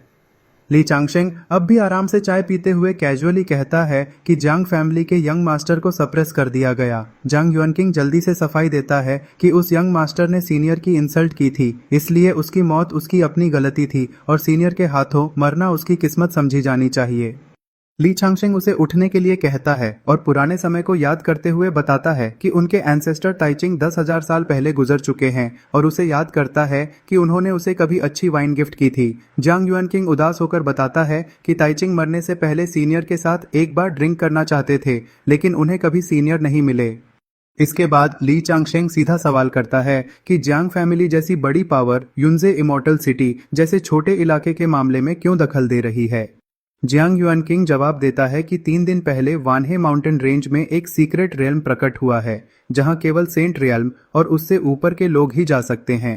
साथ खड़ा एल्डर बताता है कि सिहाई चेंबर ने उनके यंग मास्टर को एक सेंट फ्रूट देने का लालच दिया था, ताकि वह लिंगयुन चेंबर के खिलाफ उनका साथ दे। यह सुनकर ली चांगशेंग के युवा डिसाइपल्स हैरान हो जाते हैं कि उन्हें इस सीक्रेट रियल्म के बारे में पहले क्यों नहीं पता चला। एल्डर समझाता है कि यह रियल्म अभी कुछ ही दिन पहले मिला है, इसलिए इसे छुपाया गया था। तभी एक डिसाइपल च्याओजुए से कहता है कि उन्हें भी वहां जाना चाहिए। च्याओजुए मुस्कुराते हुए मान जाता है और कहता है कि वह वैसे भी बोर हो रहा था। दोनों डिसाइपल्स अपने सेक्ट मास्टर ली चांगशेंग से अनुमति मांगते हैं और वह उन्हें जाने की इजाजत दे देता है। इसके बाद दोनों खुशी खुशी रोशनी की किरणों की तरह आसमान में उड़ जाते हैं। उसी समय जांग युअनकिंग ली चांगशेंग के सामने ड्रैगन मीट और स्पिरिट वाइन पेश करता है और सुझाव देता है कि वे दोनों बैठकर आराम से खाना और पीना एंजॉय करें। ली चांगशेंग यह प्रस्ताव स्वीकार कर लेता है, जबकि जियांग युअनकिंग मन ही मन सोचता है कि इतनी पावरफुल पर्सनैलिटी के साथ अच्छे संबंध बनाकर रखना ही सही रहेगा। इसी दौरान सिहाई चेंबर के लोग वहां से भाग निकलते हैं और राहत की सांस लेते हैं कि ग्रेट एम्परर्स ने उन्हें छोड़ दिया।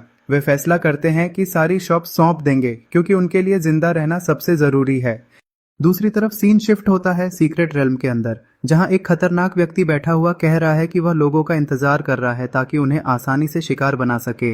वह यह भी बताता है कि वह व्हाइट क्लोथ यूथ ली चांगशेंग से सीधे टकराने से बच रहा है और सही मौके का इंतजार कर रहा है। वह रिवील करता है कि ग्रेट प्रीस्ट ने मिंगफू के एक तियन लेवल असासिन को ली चांगशेंग पर हमला करने के लिए भेजा है। अचानक एक मॉन्स्टर उसके सामने आ जाता है। वह गुस्से में कहता है कि इसने हवा को गंदा कर दिया और एक ही वार में उसे खत्म कर देता है। इसके बाद कई कल्टीवेटर्स चिल्लाते हुए वहां पहुंचते हैं, लेकिन वे सभी उसके शिकार बन जाते हैं। वह किलर मजाक उड़ाते हुए कहता है कि उसके हाथों मरने वालों का उसके दिमाग पर कोई असर नहीं पड़ता। फिर उसकी नज़र आगे बढ़ते हुए एक युवा डिसाइपल च्याओजुए पर पड़ती है। वह उसके खूबसूरत चेहरे की तारीफ करता है और ठंडे अंदाज में कहता है कि आज उसके पास बहुत सारे टारगेट्स हैं, इसीलिए इस खूबसूरत लड़के को भी अपनी बारी के लिए इंतजार करना पड़ेगा। और सोच रहा होता है कि जो सफेद कपड़ों में बैठा हुआ युंदी आराम से शराब पी रहा है, उसे मारना उसके लिए कितनी बड़ी कामयाबी होगी। वह दूर से युंदी को ध्यान से देख रहा होता है और उसी समय एक बुजुर्ग व्यक्ति कुनचूजी आगे आता है और बड़े आदर के साथ युंदी को जाम पेश करता है। कुनचूजी सम्मान से उसका नाम लेकर उसकी तारीफ करता है और युंदी बिना किसी चिंता के वह जाम पी लेता है। शराब पीने के बाद युनदी हल्के से मुस्कुराकर कहता है कि जंग परिवार की शराब अब भी पहले जैसी ही अच्छी है, लेकिन तभी उसे महसूस होता है कि शहर के बाहर कोई छुपकर उस पर नजर रख रहा है। दूसरी तरफ छिपा हुआ बूढ़ा किलर सोचता है कि ऐसी ताकतें उसके लिए कुछ भी नहीं है और वह हमला करने की तैयारी करता है। अचानक वह जोरदार हमला कर देता है जिससे चारों तरफ तबाही का माहौल बन जाता है, लेकिन युनदी अपनी जगह से हिले बिना ही अपनी शक्ति से उस हमले को रोक देता है। उसके काउंटर अटैक से बूढ़ा किलर जोर से पीछे जा गिरता है और दर्द से चिल्लाने लगता है कि उसे इतनी भारी चोट कैसे लग गई। वह अपने सीने को पकड़कर हैरान होता है और सोचता है कि उसने अपनी पूरी जिंदगी में इतना ताकतवर इंसान कभी नहीं देखा। वह यह भी सोचता है कि उसका शिजून भी इतनी ताकत नहीं रखता था जितनी खतरनाक शक्ति युनदी में है। गुस्से और डर में वह चिल्लाता है कि एयरडियंजू ने उसे धोखा दिया है और उसे सीधा मौत के मुंह में भेज दिया है। इसके बाद वह स्पेस के अंधेरे रास्ते से भागने की कोशिश करता है ताकि युनदी और ली चांगशेंग उसका पीछा न कर सकें। किसी तरह वह भागकर एक खाली स्पेस में पहुंच जाता है, लेकिन वहां अचानक उसके सामने खुद युनदी खड़ा मिल जाता है। युनदी शांत आवाज में कहता है कि बिना अलविदा कहे चले जाना ठीक नहीं होता, और यह सुनकर किलर पूरी तरह डर और दर्द में टूट जाता है। तभी कुन शूजी वहां आता है और हैरानी से बताता है कि यह मिंगफू का खतरनाक किलर है जो बाजुन ग्रेट एम्परर लेवल की शक्ति रखता है। वह समझाता है कि मिंगफू एक ऐसी असैसिन ऑर्गेनाइजेशन है जो सिर्फ बड़े एम्परर्स को टारगेट करती है। वह यह भी बताता है कि यह किलर कभी अपना शिकार नहीं चूकता, लेकिन युनदी मुस्कुराकर कहता है कि आज उसका रिकॉर्ड टूट गया। डर के मारे वह किलर तुरंत माफी मांगने लगता है और कहता है कि वह कभी दोबारा सामने नहीं आएगा, बस उसकी जान छोड़ दी जाए। लेकिन युनदी उसे याद दिलाता है कि मिंगफू का नियम है कि जब तक शिकार मर न जाए वे पीछे नहीं हटते। युनदी सोचता है कि उसे लगा था कि यह सब उसके दुश्मनों की कोई बड़ी साजिश है, लेकिन यह तो सिर्फ एक किलर निकला। इसके बाद युनदी उससे उसका नाम और मकसद पूछता है। कांपते हुए वह बताता है कि मिंगफू में सीक्रेट बोर्ड्स होते हैं जहां क्लाइंट्स अपने टारगेट्स के नाम और रिवॉर्ड लिखते हैं, और जितना बड़ा रिवॉर्ड होता है उतना बड़ा किलर भेजा जाता है। युनदी कहता है कि वह इस दुनिया में अभी कुछ ही दिनों पहले आया है और फिर भी इतने जल्दी उसके पीछे लोग पड़ गए। इसका मतलब है कि क्लाइंट बहुत अमीर है। फिर युनदी बस उंगली का इशारा करता है और पूरे स्पेस में भारी डिस्ट्रक्शन फैल जाता है, जिसे देखकर बाजुन एम्परर भी हैरान रह जाता है। इसके बाद युनदी कैजुअली कहता है कि अब उन्हें जियांग ताइचिंग की कब्र पर जाना चाहिए और वहां बैठकर शराब पीनी चाहिए। इसके बाद सीन बदलता है जहां एक ग्रीन हॉर्न्ड कैरेक्टर खड़ा होकर हंसते हुए कहता है कि उसने बस थोड़ी सी हर्ब्स और स्टोन्स फेंके थे और इतने सारे लोग खुद ही खींचे चले आए। दूसरी तरफ दो युवा कल्टीवेटर्स, एक काले कपड़ों में और दूसरा नीले कपड़ों में, हवा में उड़ते हुए जमीन से वे कीमती हर्ब्स उठा रहे होते हैं। वे दोनों हैरान होते हैं कि इतनी कीमती चीजें आसमान से कैसे गिर रही हैं और इस जगह को बहुत इंटरेस्टिंग मानते हैं। वे सोचते हैं कि अगर वे यह सब अपने ग्रैंड एल्डर को दे दें तो शायद उन्हें फायदा मिलेगा, लेकिन अचानक वहां एक खतरनाक ताकत महसूस होती है और उन्हें तुरंत वहां से भागने के लिए कहा जाता है। दोनों भागते हुए एक अजीब और डरावनी वैली में पहुंच जाते हैं जहां उन्हें बहुत ही खतरनाक माहौल महसूस होता है। उन्हें समझ नहीं आता कि यह जगह इतनी भयानक क्यों है और वे बाहर निकलने की कोशिश करते हैं। वे अफसोस करते हैं कि वे सिर्फ ट्रेजर्स लेने आए थे, लेकिन अब उनकी जान खतरे में पड़ गई है। अचानक उन्हें पता चलता है कि बाहर जाने का रास्ता गायब हो चुका है और वे घबराकर सोचते हैं कि अब क्या करें। तभी कुछ लोग हंसते हुए उनकी तरफ देखते हैं और कहते हैं कि इतनी जल्दी क्या है, आराम से चलो। आखिर में दोनों युवा देखते हैं कि आसपास के सारे माउंटेन्स और रास्ते गायब हो चुके हैं और पूरी जगह अंधेरे और डर से भर गई है, जिससे साफ लगता है कि यह किसी बहुत खतरनाक शक्ति का जाल है। जो सेक्ट मास्टर है बैम्बू ग्रोव में आराम से बैठकर अपने गोड से शराब पी रहा होता है और कहता है कि कल्टीवेटर्स को इस तरह ले जाना लोगों को सही लगता है, इसलिए चलकर खुद देखना चाहिए। तभी एक गोल्डन पर्पल कोट पहने एल्डर आता है और सम्मान से झुककर बताता है कि उसने वानहेंग माउंटेन के आसपास का इलाका पहले भी जांचा था, लेकिन वहां किसी भी स्पेशल रेल्म का कोई निशान नहीं मिला। एल्डर आगे बताता है कि यह सीक्रेट रेल्म अचानक प्रकट हुआ और फिर गायब हो गया, जैसे यह किसी साधारण कल्टीवेटर का काम नहीं बल्कि किसी प्राचीन शक्ति का हिस्सा हो। यह सुनकर व्हाइट हेड सीनियर कहता है कि मौके पर जाकर ही सच्चाई पता चलेगी, और वह रास्ता पूछता है। एल्डर हाथ से दिशा दिखाता है और दोनों वहां से निकलकर पहाड़ की चोटी पर पहुंच जाते हैं। वहां खड़े होकर एल्डर बताता है कि जांग फैमिली के जो लोग सीक्रेट रेल्म में गए थे और वापस आए, उन्होंने कहा कि रास्ता इसी पहाड़ के ऊपर से खुला था। यह सुनकर व्हाइट हेड सीनियर एक कंपास निकालता है और एक डिडक्शन स्पेल एक्टिवेट करता है, जिससे हवा में एक होलोग्राफिक प्रोजेक्शन उभरती है जिसमें ग्रीन आर्मर पहने ड्रैगन हॉर्न्ड आदमी दिखाई देता है। एल्डर यह देखकर हैरान रह जाता है कि यह कितनी एडवांस्ड टेक्निक है। सीनियर समझाता है कि यह ड्रैगन हॉर्न्ड आदमी असल में एक ट्रांसफॉर्म्ड ड्रैगन एम्परर है जिसके पास स्पेशल पेंटिंग ट्रेजर है जो एक बड़ी वाटरफॉल वाली पेंटिंग में बदल सकता है। एल्डर को तुरंत समझ आ जाता है कि यह सीक्रेट रेल्म उसी ड्रैगन एम्परर ने बनाया है। सीनियर आगे कहता है कि यह ड्रैगन हॉर्न्ड आदमी और युंदी एक ही ग्रुप के हैं। इसके बाद सीनियर कंपास से अलग अलग सीन्स दिखाता है और प्रोजेक्शन बदलती रहती है। एक सीन में वह ड्रैगन हॉर्न्ड आदमी ईस्टर्न सी की तरफ जाता हुआ दिखता है और समुद्र के बीच एक पहाड़ी केव में प्रवेश करता है। एल्डर पूछता है कि यह जगह कौन सी है। अगला दृश्य दिखाता है कि उस केव के अंदर कई कल्टीवेटर्स कैद हैं। एल्डर घबराकर पूछता है कि क्या यह ड्रैगन एम्परर इन लोगों की बलि दे रहा है, जिस पर सीनियर कहता है कि उसने पहले भी ऐसे काम करने वालों को खत्म किया है। सीनियर यह भी बताता है कि यह लोग किसी इविल ऑर्गेनाइजेशन से जुड़े हुए हैं। एल्डर को अचानक याद आता है कि पहले जो डीफू का असैसिन कुनसुजी सीनियर पर हमला करने आया था वह भी इसी ऑर्गेनाइजेशन का हिस्सा था। सीनियर तुरंत फैसला करता है कि चलकर वहां देखा जाए।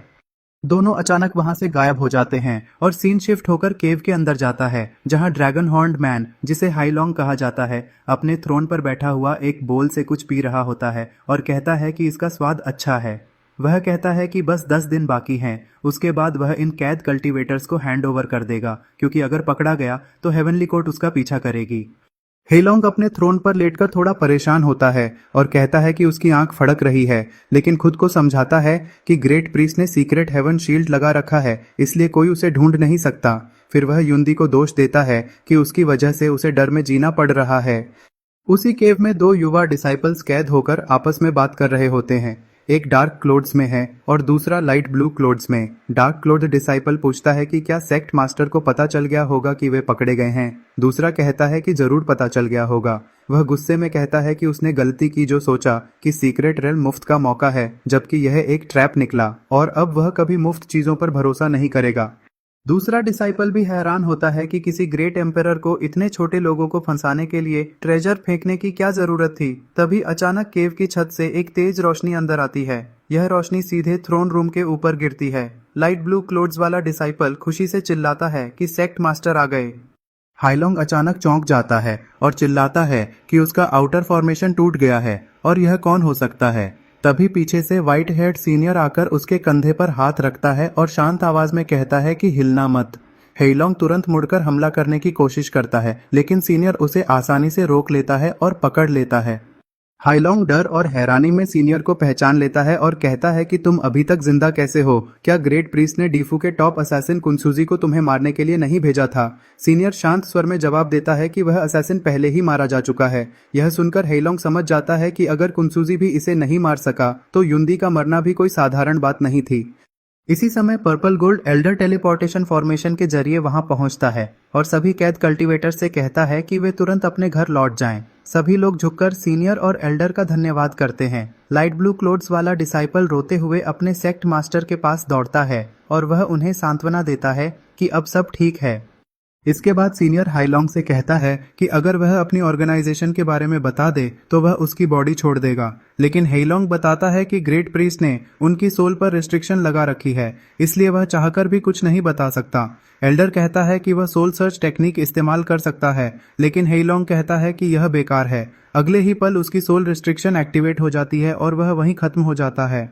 सीनियर शांत स्वर में कहता है कि अब वापस चलना चाहिए। सीन बदलता है और डीफू के मेन हॉल में 3 पैलेस लॉर्ड्स को खबर मिलती है कि हाईलोंग मारा गया है। उनमें से एक शक करता है कि यह काम उसी व्हाइट रोब्ड युवक ने किया है। तभी एक मैसेंजर भागता हुआ आता है और बताता है कि टॉप असैसिन कुनसुजी भी मारा गया और उसकी लाइफ टैबलेट टूट गई।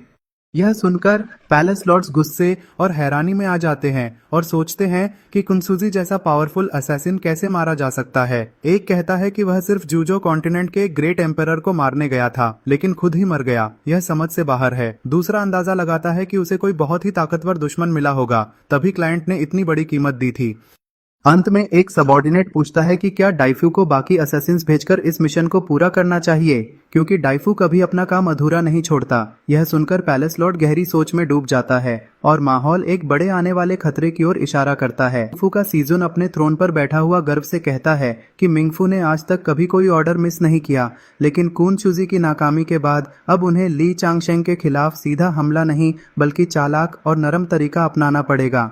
इसके बाद वह अपनी सबसे खास फीमेल असैसिन अनमे को बुलाता है, जो हरे धुएं के साथ वहां प्रकट होती है और सम्मान के साथ झुककर अपने सिजुन को प्रणाम करती है।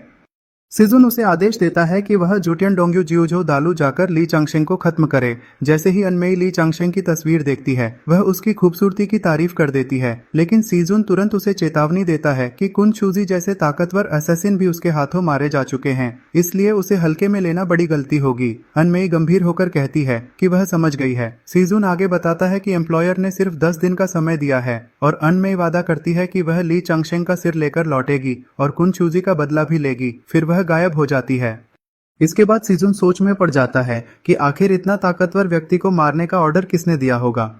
तभी एक एल्डर बताता है कि यह काम बड़िए कल्ट के हाई प्रीस्ट ने दिया है। सिजुन कहता है कि बड़िए एम्पेरर इन दिनों गायब है और समझ नहीं आ रहा कि उन्हें मिंगफू की मदद क्यों चाहिए। एक और मेंबर संदी गुस्से में कहता है कि बड़िए कल्ट इतना कमजोर हो गया है कि उसकी वजह से उसका शिष्य कुन चूजी मारा गया। सिजुन उसे शांत रहने को कहता है और भरोसा दिलाता है कि अन में जरूर काम पूरा करेगी।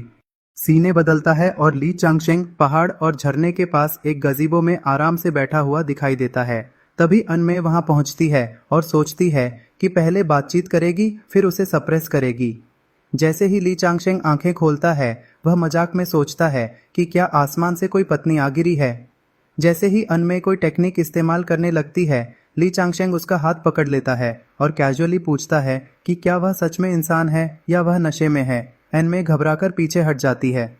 ली चांगशेंग खड़ा होता है और अनमे हैरानी से कहती है कि उसने शेंगमे मेंगडाओ टेक्निक इस्तेमाल की थी, जिसमें ग्रेट एम्पेरर भी फंस सकता है। फिर भी ली चांगशेंग पर कोई असर क्यों नहीं हुआ। ली चांगशेंग आराम से चाय पीते हुए कहता है कि जब आ ही गई हो तो इतनी जल्दी जाने की क्या जरूरत है। वह उससे पूछता है कि क्या वह मिंगफू की तरफ से आई है या युंदी की तरफ से। अनमे चौंक जाती है और पूछती है कि वह आखिर है कौन। ली चांगशेंग मुस्कुराकर कहता है कि तुम खुद मुझे ढूंढने आई हो और अब पूछ रही हो मैं कौन हूँ। फिर वह पूछता है कि तुम किस फैक्शन से हो। अनमे बताती है कि वह मिंगफू से है। ली चांगशेंग आगे पूछता है कि क्या उसे अपने एम्प्लॉयर के बारे में पता है, लेकिन अनमे साफ कहती है कि मिंगफू में सिर्फ ऑर्डर पूरा किया जाता है, एम्प्लॉयर की पहचान नहीं बताई जाती और कुन चूजी के मरने के बाद अब वह आई है। तब ली चांगशेंग उसे जाने के लिए कह देता है। अनमे हैरान रह जाती है कि वह उसे क्यों छोड़ रहा है। ली चांगशेंग हल्के अंदाज में कहता है कि वह खूबसूरत लड़कियों को नहीं मारता, लेकिन असल में वह मन ही मन एक हिडन ट्रैकिंग मार्क लगा देता है ताकि मिंगफू के हेडक्वार्टर्स का पता लगा सके, और अनमे को इसका अंदाजा भी नहीं होता। अनमे पूछती है कि क्या वह सच में उसे जाने दे रहा है और ली चांगशेंग कहता है कि हाँ, और अपने एल्डर्स को भी कह देना कि उससे दुश्मनी न लें, क्योंकि जांगहू सिर्फ लड़ाई का नहीं बल्कि रिश्तों का नाम भी है। अनमे भावुक होकर कहती है कि वह उसे मारने आई थी, लेकिन उसने उसकी जान बचा ली, इसलिए वह उसकी एहसानमंद है और उस पर एक जान का कर्ज हो गया है। ली चांगशेंग इसे थोड़ा ज्यादा मानता है, लेकिन अनमे मुस्कुराते हुए कहती है कि वह फिर कभी उससे मिलने आएगी और गुड बाय कहकर आसमान में उड़ जाती है। जैसे ही वह दूर जाती है, वह सोचती है कि कोई बेवकूफ ही उसकी बातों पर भरोसा करेगा, लेकिन तभी अचानक उसे खून की उल्टी होती है। उसे समझ आ जाता है कि ली चांगशेंग ने उस पर ट्रैकिंग मार्क छोड़ दिया था और अगर उसने सोल डिवाइन टेक्निक्स नहीं सीखी होती तो वह इसे पहचान भी नहीं पाती। वह मान जाती है कि ली चांगशेंग बहुत खतरनाक है, जिसने सिर्फ एक शब्द से उसे पूरी तरह रोक दिया था, और वह तय करती है कि सिजुन को जाकर कहेगी कि यह मिशन कैंसिल कर दिया जाए। वह मिंगफू हेडक्वार्टर्स लौट आती है, जहां सिजुन और सांदी उसे देखकर कहते हैं कि उन्हें लगा था कि वह मर गई होगी, लेकिन उसकी लाइफ प्लेट नहीं टूटी थी। एनमे बताती है कि उस पर ट्रैकिंग मार्क था जिसे हटाने में 3 दिन लग गए ताकि हेडक्वार्टर्स की लोकेशन सुरक्षित रहे। सांदी कहता है कि उसे मार्क नहीं हटाना चाहिए था ताकि ली चांगशेंग खुद उनके पास आ जाता। तभी अचानक ली चांगशेंग की आवाज पूरे हॉल में गूंजती है कि यह जगह अपने नाम की तरह बहुत अंधेरी है। अगले ही पल वह वहीं प्रकट हो जाता है और कहता है कि अब वह उन्हें ऊपर भेज देगा। यह सुनते ही सांडी और बाकी मिंगफू एल्डर्स गुस्से में आ जाते हैं और उस पर हमला कर देते हैं, लेकिन ली चांगशेंग बिना किसी एफर्ट के एक ही बार में सबको खत्म कर देता है। यह देखकर सिजुन खून की उल्टी करते हुए हैरान रह जाता है कि आखिर यह कैसे संभव है। डार्क पैलेस की छत अचानक टूटती है और 2 लोग बाहर निकलते हैं। उसी वक्त आसमान में व्हाइट हेड ली चांगशेंग प्रकट होता है, जिसे देखकर एक एल्डर हैरान होकर कहता है कि यह चियानफा लेवल की इमॉर्टल मैजिक है। तभी आसमान में गोल्डन लाइट का जोरदार ब्लास्ट होता है और ली चांगशेंग उंगली से इशारा करते हुए हल्की मुस्कान के साथ कहता है कि तुम लोग कॉन्ट्रैक्ट्स लेकर काफी मजे कर रहे थे। नीचे पूरा पैलेस और सेक्ट आग और धमाकों में तबाह होने लगता है। ली चांगशेंग आराम से ड्रिंक पीते हुए कहता है कि बिना वजह उससे टकराने का यही अंजाम होता है और फिर वह पीठ घुमाकर वहां से चला जाता है। इसके बाद सीन बदलता है और एक हॉल में जिन जांटियन अपने विशाल एक्स के साथ बैठा हुआ गुस्से में पूछता है कि जी और वांग फैमिली के लोग क्यों नहीं आए। जीहुई जानची बताता है कि वे 20,000 साल पुराने हादसे से डरकर नहीं आए। यह सुनकर जिन जांटियान उन्हें कायर कहता है और बोलता है कि अब चांगशेंग सेक्ट का कोई हेड नहीं बचा, इसलिए यह उसे खत्म करने का सही मौका है। वह गुस्से में उठकर अपना एक्स पकड़ता है और कहता है कि अब खून का बदला लेने का वक्त आ गया है। दूसरी तरफ युवा डिदून अपने थ्रोन पर बैठकर कहता है कि गानवू मॉन्यूमेंट में इमॉर्टल टेक्निक छुपी है और यह बहुत बड़ा मौका है, इसलिए बाद में यह मत कहना कि तुम्हें बुलाया नहीं गया था। इसके बाद जिन जांटियान जोर से चिल्लाता है कि आज वह बायहुई माउंटेन को 2 हिस्सों में काट देगा और 20,000 साल पुराना बदला लेगा। तीनों आसमान में उड़ जाते हैं और तेज रफ्तार से आगे बढ़ते हैं। उड़ते हुए जिन जांटियान अपने लंबे इंतजार की बात करता है, जबकि युवा डिदुन याद करता है कि ली चांगशेंग ने उनके एंसेस्टर को एक ही स्वॉर्ड स्ट्राइक में खत्म कर दिया था। जीहुई जानशी हाथ जोड़कर कहता है कि अब ली चांगशेंग गायब है, उसके साथ डिसाइपल्स असेंड हो चुके हैं और यांग चौंजी का समय भी खत्म होने वाला है, इसलिए यही सही मौका है। तीनों तेज रफ्तार से 3 अलग अलग रंग की रोशनी बनकर आसमान में आगे बढ़ते हैं। एक पहाड़ की चोटी पर खड़ा एक एल्डर उन्हें देखकर आह भरता है और कहता है कि 20,000 साल पहले 5 लोग मारे गए थे और आज फिर 3 लोग खुद अपनी मौत की तरफ जा रहे हैं। इसके बाद तीनों बादलों के ऊपर पहुंचते हैं और जिन जांटियन बायहुई माउंटेन को काटने की धमकी देता है। नीचे यांग चुअनजी अपने हाथ में जेड स्टोन्स लेकर कहता है कि ली चांगशेंग बैक माउंटेन पर मौजूद है, अब इन स्टोन्स की जरूरत नहीं रही। दूसरी तरफ चांगशेंग सेक्ट के गेट पर मिंगदी बैठा होता है और सोचता है कि ली चांगशेंग अभी तक सामने नहीं आए, शायद वह उसे टेस्ट कर रहे हैं। तभी मिंगदी अपना गोल्डन बॉल बाहर फेंकता है जो जिन जांटियन के भारी एक्स अटैक को रोक देता है और जोरदार टक्कर होती है। जिन जांटियन गुस्से में उस पर चिल्लाता है, लेकिन मिंगदी शांत रहकर कहता है कि तुम लोग वापस लौट जाओ ताकि तुम्हारी लिनेज बच सके। युवा डिदुन सामने आकर ताना मारता है कि मिंगवांग सेक्ट ने पहले ही चांगशेंग सेक्ट पर कब्जा कर लिया है, लेकिन मिंगदी साफ कहता है कि वह अब चांगशेंग सेक्ट का हिस्सा है। जिन चांटियन गुस्से में कहता है कि सिर्फ थर्ड रेल्म एम्परर होकर इतनी बड़ी बातें कर रहा है और सीधा उस पर हमला कर देता है। उसी समय ली चांगशेंग दूर एक पवेलियन में बैठकर आराम से चाय पीते हुए यह सब देख रहा होता है और कहता है कि काफी समय बाद कोई लड़ाई देखने को मिल रही है, उम्मीद है यह दिलचस्प होगी। लड़ाई के दौरान मिंगदी घायल हो जाता है और उसके मुंह से खून निकलता है, लेकिन अचानक उसकी एनर्जी फिर से रिस्टोर हो जाती है, जिससे युवा डिडुन को शक होता है और वह जिन जांटियन की मदद के लिए आगे बढ़ता है। लेकिन जैसे ही युवा डिडुन और जीहुई जानशी आगे आते हैं, एक अदृश्य शक्ति उन्हें खींचकर सीधे ली चांगशेंग के पवेलियन में ले आती है और उन्हें कुर्सियों पर बैठा देती है। दोनों पूरी तरह डर जाते हैं क्योंकि उनकी सारी ताकत सप्रेस हो जाती है। ली चांगशेंग चाय का कप पकड़कर शांत स्वर में कहता है कि यहीं बैठकर देखो, बीच में मत आओ। युवा डिदुन को समझ आ जाता है कि यह वही ली चांगशेंग है जिसने उनके एंसेस्टर को मारा था। ली चांगशेंग मजाक में कहता है कि बताओ आसमान से पहले कौन गिरेगा, अगर सही गैस किया तो छोड़ दूंगा। डरते हुए जीहुई जानशी कहता है कि मिंगदी पहले गिरेगा क्योंकि जिन जांटियन ज्यादा ताकतवर है। युवा डिदुन भी घबराकर यही चाहता है कि जिन जांटियन जीते। दोनों तनाव में बैठे रहते हैं। आसमान में जिन जांटियन पूरी ताकत से मिंगदी पर हमला करता है। मिंगदी बैरियर बनाकर रोकने की कोशिश करता है, लेकिन वह घायल हो जाता है और सोचता है कि उसका दुश्मन समय के साथ और भी ताकतवर होता जा रहा है। आखिरकार मिंगदी उस हमले को झेल नहीं पाता और काले धुएं की तरह नीचे गिर जाता है। पैविलियन में बैठे दोनों लोग खुश हो जाते हैं कि उनका अंदाजा सही निकला और ली चांगशेंग से कहते हैं कि अब उसे अपना वादा निभाना चाहिए। लेकिन ली चांगशेंग ठंडे अंदाज में कहता है कि वह दुश्मनों से किए वादे नहीं निभाता। युवा डिडुन परेशान होकर कहता है कि जिन जांटियन की बॉडी ऐसी है कि जितना वह लड़ता है उतना ही मजबूत होता जाता है, इसलिए मिंगदी का हारना तय था। ली चांगशेंग बिना कुछ बोले अपना कप नीचे रखता है और उसका ऑरा चारों तरफ फैलने लगता है। आसमान में जिन जांटियन घमंड से कहता है कि क्या मिंगदी की ताकत बस इतनी ही थी। नीचे गिरा हुआ मिंगदी ऊपर देखता है और हैरान हो जाता है जब वह देखता है कि युवा डिडुन और जीहुई जानशी ली चांगशेंग के साथ शांति से बैठे हैं और पूरी तरह दबे हुए हैं। जिन चांटियन को भी एहसास हो जाता है कि ली चांगशेंग के सामने वह कुछ नहीं है, फिर भी वह आखिरी बार अपनी पूरी ताकत लगाकर हमला करने की कोशिश करता है। वह जोर से चिल्लाते हुए एक्स लेकर नीचे आता है और सोचता है कि क्या उसका हमला ली चांगशेंग तक पहुंच पाएगा, लेकिन उसका अटैक ली चांगशेंग तक पहुंचने से पहले ही खत्म हो जाता है। उसी पल उसे समझ आता है कि चाहे आम लोगों की नज़र में वह सुप्रीम एम्परर हो, लेकिन ली चांगशेंग जैसी शक्ति के सामने वह बेहद छोटा और कमजोर है। व्हाइट हेड सीनियर, जो मेंजू लेवल का पावर हाउस है, मिंगदी को आदेश देता है कि उन तीनों लोगों के पीछे जितने भी डाओ सेक्स हैं उनका पूरी तरह सफाया कर दिया जाए। मिंगदी पूरी इज्जत के साथ शी चनबे कहकर आदेश मानता है और तुरंत वहां से निकल जाता है। दूसरी तरफ वांगुजी फैमिली के जीजिया लाओजू अपने सिंहासन पर बैठे हुए सोचते हैं कि अच्छा हुआ उन्होंने जिन जांटियन जैसे लोगों का साथ नहीं दिया, वरना उनकी पूरी फैमिली खत्म हो जाती। वह तुरंत आदेश देते हैं कि बाहर गए सभी जी फैमिली डिसाइपल्स को वापस बुलाया जाए और पूरी फैमिली को सिक्लूजन में भेज दिया जाए। इसी तरह वांगजिया लाओजू भी खतरे को भांप लेते हैं और फैसला करते हैं कि वांग फैमिली के दरवाजे बंद करके सिक्लूजन में जाना ही सही रहेगा, क्योंकि चांगशेंग सेक्ट की तरफ से कोई बड़ी आपदा आने वाली है।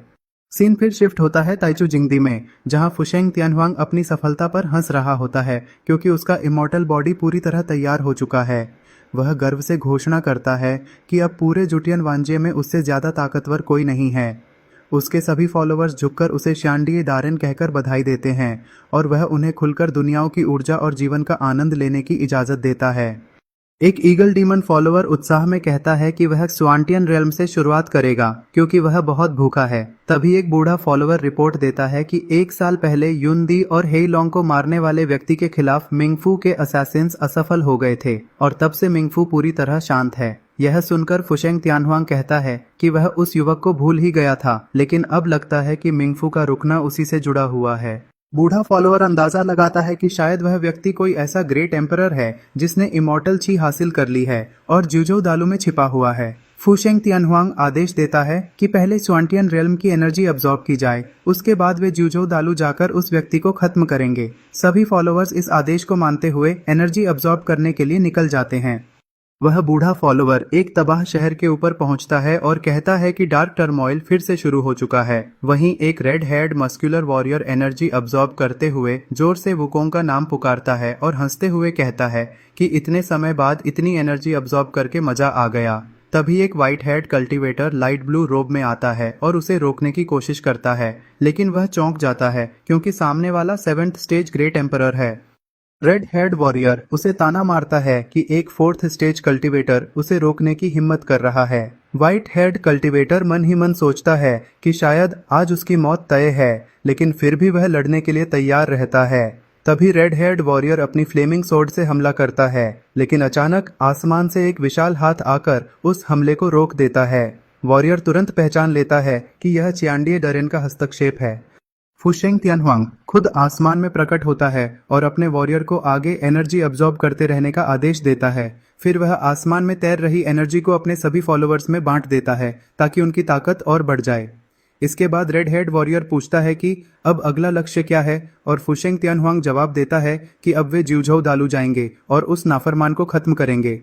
सभी पावरफुल जनरल्स उड़ते हुए समुद्र तक पहुंचते हैं, जहां बूढ़ा फॉलोवर दिखाता है कि यही वह जगह है जहां हेईलोंग मारा गया था। फुशेंग तियानहुआंग महसूस करता है कि यहाँ कोई बड़ा बैटल नहीं हुआ था, यानी हेईलोंग को एक ही पल में व्हाइट रोब्ड यूथ ने खत्म कर दिया था। यह बात उसे और ज्यादा दिलचस्प लगती है और वह आगे बढ़ने का फैसला करता है। दूसरी तरफ सीन बदलता है और एक बैम्बू ग्रोव में व्हाइट हेड सीनियर आराम से बैठकर वाइन पी रहा होता है और उसके स्वाद की तारीफ कर रहा होता है। वह अपने पास खड़े व्यक्ति को चेतावनी देता है कि उसके अटैक से बचकर रहे। तभी वह पूर्व दिशा से आती एक भारी एनर्जी वेव को महसूस करता है और समझ जाता है कि कोई डार्क टर्मोइल फैला रहा है। उसका फॉलोअर बताता है कि ईस्ट सी पर यह टर्मोइल शुरू हो चुका है और दुश्मन जल्द ही उतरने वाले हैं। सीनियर हल्की मुस्कान के साथ कहता है कि बहुत समय बाद ऐसा कुछ देखने को मिला है, जबकि उसका फॉलोअर डरकर पीछे हट जाता है। पास खड़ा डिसाइपल घबराकर पूछता है कि यह सब क्या हो रहा है। दाजंगलव शांत स्वर में समझाता है कि कुछ मूर्ख लोग डार्क टर्मोइल फैला रहे हैं, लेकिन उन्हें चिंता करने की जरूरत नहीं है। वह कहता है कि वे बस मेंजू द्वारा बनाए गए बैरियर के अंदर बैठकर यह तमाशा देखेंगे।